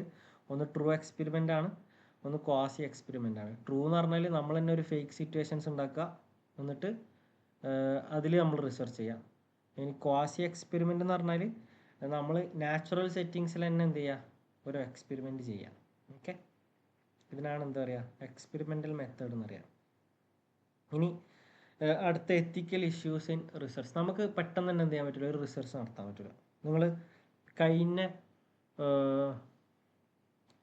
BPCC 101 പഠിക്കുന്ന സമയത്ത് ഒരു തിയറി പഠിച്ചിട്ടുണ്ടാവും. എന്താണ്? ഒരു എക്സ്പെരിമെൻ്റ് പഠിച്ചിട്ടുണ്ടാവും, ലിറ്റിൽ ആൽബർട്ടിൻ്റെ എക്സ്പെരിമെൻറ്റ് അല്ല, അറിയോ? അതായത് ജോൺ ബി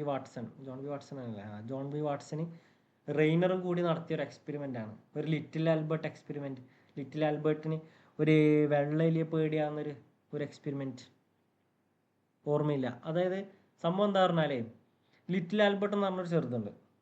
അപ്പോൾ ഈ സംഭവം എങ്ങനെയാണെന്ന് പറഞ്ഞാൽ, ഈ classical conditioning, Pavlov classical conditioning കണ്ടെത്തിയപ്പോൾ ഈ ജോൺ ബി വാട്സൺ പറഞ്ഞു നമ്മൾ ഇമോഷൻസ് എന്ത് ചെയ്യാൻ പറ്റും, ഇതുപോലെ കണ്ടീഷൻ ചെയ്യാൻ പറ്റും എന്നിട്ടൊരു എക്സ്പെരിമെൻ്റ് നടത്തും. അതാണ് ലിറ്റിൽ ആൽബർട്ട് എക്സ്പെരിമെൻ്റ് എന്ന് പറയുന്നത്. ഓക്കെ, ഈ ലിറ്റിൽ ആൽബർട്ട് എക്സ്പെരിമെൻ്റ് എന്ന് പറഞ്ഞാൽ ഒരു ആൽബർട്ട് എന്ന് പറഞ്ഞൊരു കുട്ടി ഉണ്ടാവും. ആ കുട്ടിക്ക് എല്ലാ ഇപ്പോൾ മുയൽ, എലി അങ്ങനത്തെ എല്ലാ ജീവികളോട് ഭയങ്കര ഇഷ്ടമായിരിക്കും. അപ്പോൾ വാട്സൺ എന്താ ചെയ്യാന്ന് പറഞ്ഞാൽ ഒരു സമയത്ത് ഒരു വെള്ളെലിനെ കൊടുക്കും. ആ വെള്ളെലിനെ കൊടുക്കുന്ന അതേ സമയത്ത് എന്ത് ചെയ്യും, ഭയങ്കര ശബ്ദം ഉണ്ടാക്കും. ഒരു ഇരുമ്പ് ഇങ്ങനെ മുട്ടിയിട്ട് ശബ്ദം ഉണ്ടാക്കും. അപ്പോൾ ഈ ശബ്ദം കേട്ടിട്ട് എന്ത് ചെയ്യും, ഈ കുട്ടി പേടിക്കും. അങ്ങനെ ഒരുപാട് റിപ്പീറ്റഡ് ചെയ്ത് കഴിഞ്ഞപ്പോൾ എന്ത് ചെയ്തു, ഈ വൈറ്റ് റാറ്റും ഈ സൗണ്ടും എന്ത് ചെയ്തിട്ടുണ്ടാവും, പെയറായിട്ട് എപ്പോഴൊക്കെ വൈറ്റ് റാറ്റിനെ കാണുന്നു അപ്പോഴൊക്കെ എന്ത് ചെയ്യും, ആൽബർട്ട് പേടിക്കാൻ തുടങ്ങും. അങ്ങനത്തെ ഒരു തിയറി നിങ്ങൾക്ക് ഓർമ്മയില്ല, ഒരു എക്സ്പെരിമെൻറ്റ്, അങ്ങനെ ഒരു എക്സ്പെരിമെൻ്റ് ഉണ്ട് കേട്ടോ. അപ്പോൾ അങ്ങനെ എന്ത് ചെയ്യും, ആ ഒരു എക്സ്പെരിമെൻറ്റ് ഇങ്ങനൊരു സിറ്റുവേഷൻ ഉണ്ടാവും എന്ന് പറഞ്ഞാൽ, അങ്ങനെ ഈ ലിറ്റിൽ ആൽബർട്ടിന് വെള്ളെലിനെ പേടിയായിരിക്കും. അങ്ങനെ മാത്രമല്ല സ്റ്റിമുലസ് ജനറലൈസേഷനും കൂടി ഉണ്ടാവും. എന്ന് പറഞ്ഞാൽ വെള്ളെലിനെ പോലത്തെ അല്ലെങ്കിൽ ഫ്ലഫി ആയിട്ടുള്ള എന്തൊക്കെ ഓബ്ജക്ട്സ് ഉണ്ടോ, ആനിമൽ ആയിക്കോട്ടെ നോൺ ആനിമൽ തിങ്സ് ആയിക്കോട്ടെ, ഒക്കത്തിനെ കാണുമ്പോൾ എന്ത് ചെയ്യും, ഓട്ടോമാറ്റിക് ലിറ്റിൽ ആൽബർട്ടിന് പേടി ഉണ്ടാവും.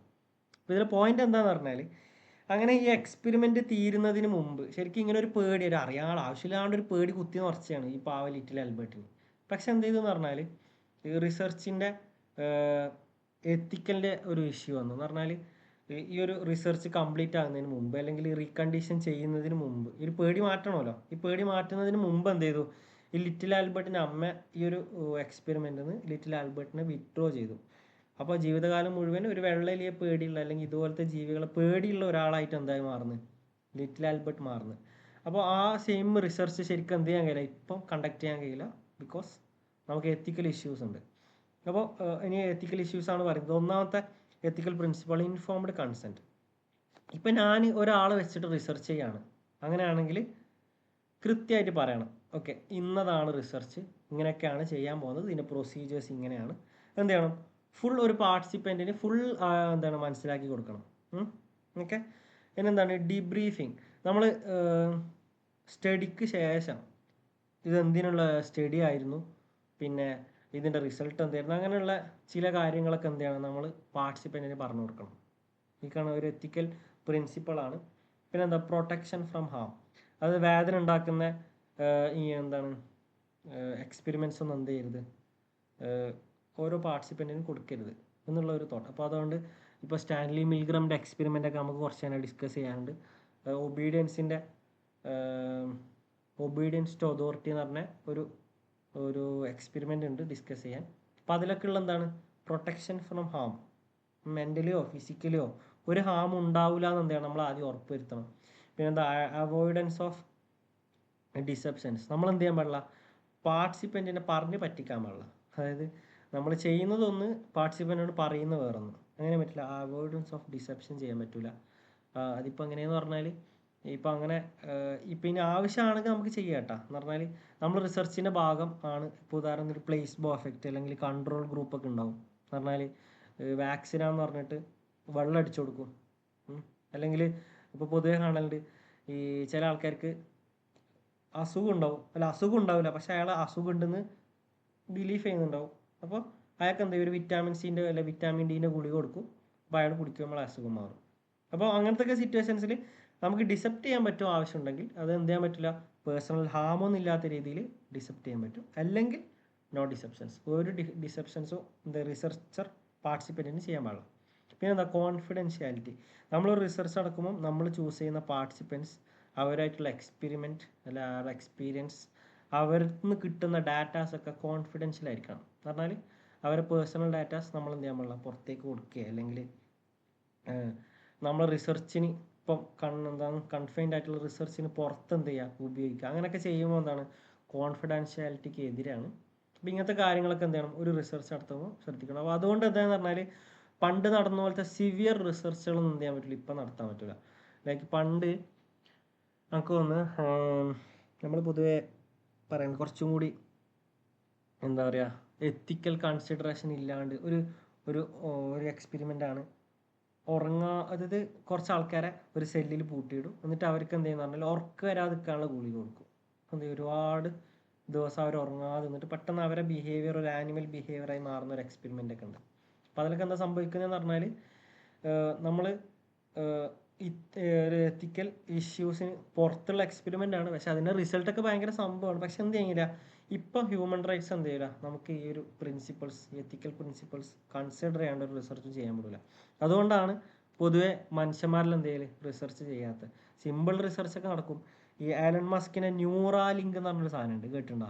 ന്യൂറാലിങ്ക് അതായത് നമ്മളെ തലയിൽ ഒരു ചിപ്പ് വെച്ചിട്ടുള്ള ഒരു സെറ്റപ്പാണ്. അതായത് നമുക്ക് ടെക്നോളജി ആയിട്ട് കണക്ട് ചെയ്യുന്ന ഒരു ചിപ്പ് നമ്മളെ ബ്രെയിനിൻ്റെ ഉള്ളിൽ ഇംപ്ലാന്റ് ചെയ്യും. എന്നിട്ട് എന്ത് ചെയ്യും, ആ ചിപ്പ് അടിസ്ഥാനപ്പെടുത്തിയിട്ട് നമ്മൾ എന്ത് ചെയ്യും, നമുക്കില്ലാത്ത സ്കില്ലുകൾ ഒന്നിക്ക് ബ്രെയിനിന് കൊടുക്കും, അല്ലെങ്കിൽ നമ്മളെ ആക്ഷൻസിലേക്ക് കാണും. അതിന് നമുക്കൊന്നും ഒരു കുരങ്ങനെ വെച്ചിട്ടാണെന്ന് തോന്നുന്നു ഒരു റിസർച്ച് നടത്തിയത്. ഈ ന്യൂറാലിങ്ക് ഇംപ്ലാന്റ് ചെയ്തു, എന്നിട്ട് ആ കുരങ്ങനെ എന്തോ ചിത്രാറ്റം വരക്കുന്നുണ്ട്, അങ്ങനെ എന്തോ ഒരു എന്താണ് ഒരു എക്സ്പെരിമെൻ്റ് നടത്തുന്നുണ്ട്. പക്ഷേ ഈ ന്യൂറാലിങ്ക് ശരിക്ക് എനിക്ക് തോന്നുന്നു ഹ്യൂമൻസിൻ്റെ മേലിൽ ടെസ്റ്റ് ചെയ്യാൻ വേണ്ടി ഉണ്ടാക്കിയ ഒരു ചിപ്പാണ്. പക്ഷെ എന്ത് ചെയ്യാൻ പറ്റില്ല, എത്തിക്കൽ കൺസിഡറേഷൻ കൊണ്ട് നമുക്ക് മനുഷ്യന്മാരിൽ പരീക്ഷിക്കാൻ പറ്റില്ല. അപ്പോൾ അങ്ങനത്തെ ഒരുപാട് എത്തിക്കൽ ഇഷ്യൂസ് ഉണ്ട് ഒരു റിസർച്ച് നടത്തുന്നതിന്. അപ്പോൾ ഇതൊക്കെയാണ് എന്ത് ഈ ചാപ്റ്ററിൽ ഡിസ്കസ് ചെയ്യാനുള്ളത്. ഓക്കെ, എല്ലാവർക്കും ക്ലിയർ ആണെന്ന് വിചാരിക്കുന്നു. ക്ലിയർ ആവാതിരിക്കാൻ നമ്മൾ സിമ്പിൾ കൺസെപ്റ്റുകൾ മാത്രമേ എന്ത് ചെയ്തുള്ളൂ ഈ 2 ചാപ്റ്ററിൽ ഡിസ്കസ് ചെയ്തിട്ടുള്ളൂ. നിങ്ങൾക്ക് എന്തെങ്കിലും ഡൗട്ട്സ് ഉണ്ടെങ്കിൽ ചോദിക്കാം, അല്ലെങ്കിൽ നമുക്ക് വൈൻഡപ്പ് ചെയ്യാം. ഓക്കെ, അപ്പോൾ എല്ലാ ദിവസത്തെ ക്ലാസ് ഇതുപോലെ ആയിരിക്കും കേട്ടോ. ഇനി ഞാൻ തുടങ്ങാൻ കുറച്ച് ലേറ്റ് ആയിട്ടുണ്ട് എന്ന് പറഞ്ഞാൽ സ്ലൈഡ്സ് ഒക്കെ ഒന്ന് റെഡി ആയി വരുമ്പോൾ കുറച്ച് ലേറ്റ് ആയിട്ടുണ്ട്. അപ്പോൾ നാളെ നമുക്ക് എന്ത് ചെയ്യാം, കറക്റ്റ് 7:30 നമുക്ക് തന്നെ സ്റ്റാർട്ട് ചെയ്യണം. ഇതേപോലെ ഒരു 1 hour ആകുമ്പോഴത്തേക്ക് എന്ത് ചെയ്യാം, നമുക്ക് ഒരു ബ്ലോക്കോ അതിനനുസരിച്ച് യൂണിറ്റൊക്കെ എന്ത് ചെയ്യാം നമുക്ക് തരാം. പിന്നെ കുറച്ചും കൂടി ഇൻട്രാക്റ്റീവ് ആണ്. നിങ്ങൾ കുറച്ചും കൂടി എന്താ പറയുക, കുറച്ച് തമാശയൊക്കെ പറയുക ഇൻബോക്സിൽ. നിങ്ങളുടെ ഡീപ്പസ്റ്റ് സംശയങ്ങൾ, നിങ്ങൾക്ക് എന്ത് സംശയം ചോദിക്കാം, എങ്ങനെ ഒപ്പോസ് ചെയ്യാം, എങ്ങനെയൊക്കെ ക്രോസ് ചെയ്യാൻ പറ്റും അങ്ങനെയൊക്കെ ക്രോസ് ചെയ്യാം. എനിക്ക് ഉത്തരം അറിയുന്നതാണെങ്കിൽ ഞാൻ മറുപടി അറിയും, അല്ലെങ്കിൽ നമുക്ക് അടുത്ത ക്ലാസ്സിൽ എന്ത് ചെയ്യാം അതിനെ ഡിസ്കസ് ചെയ്യാം. Okay, so any doubts and all? Yeah,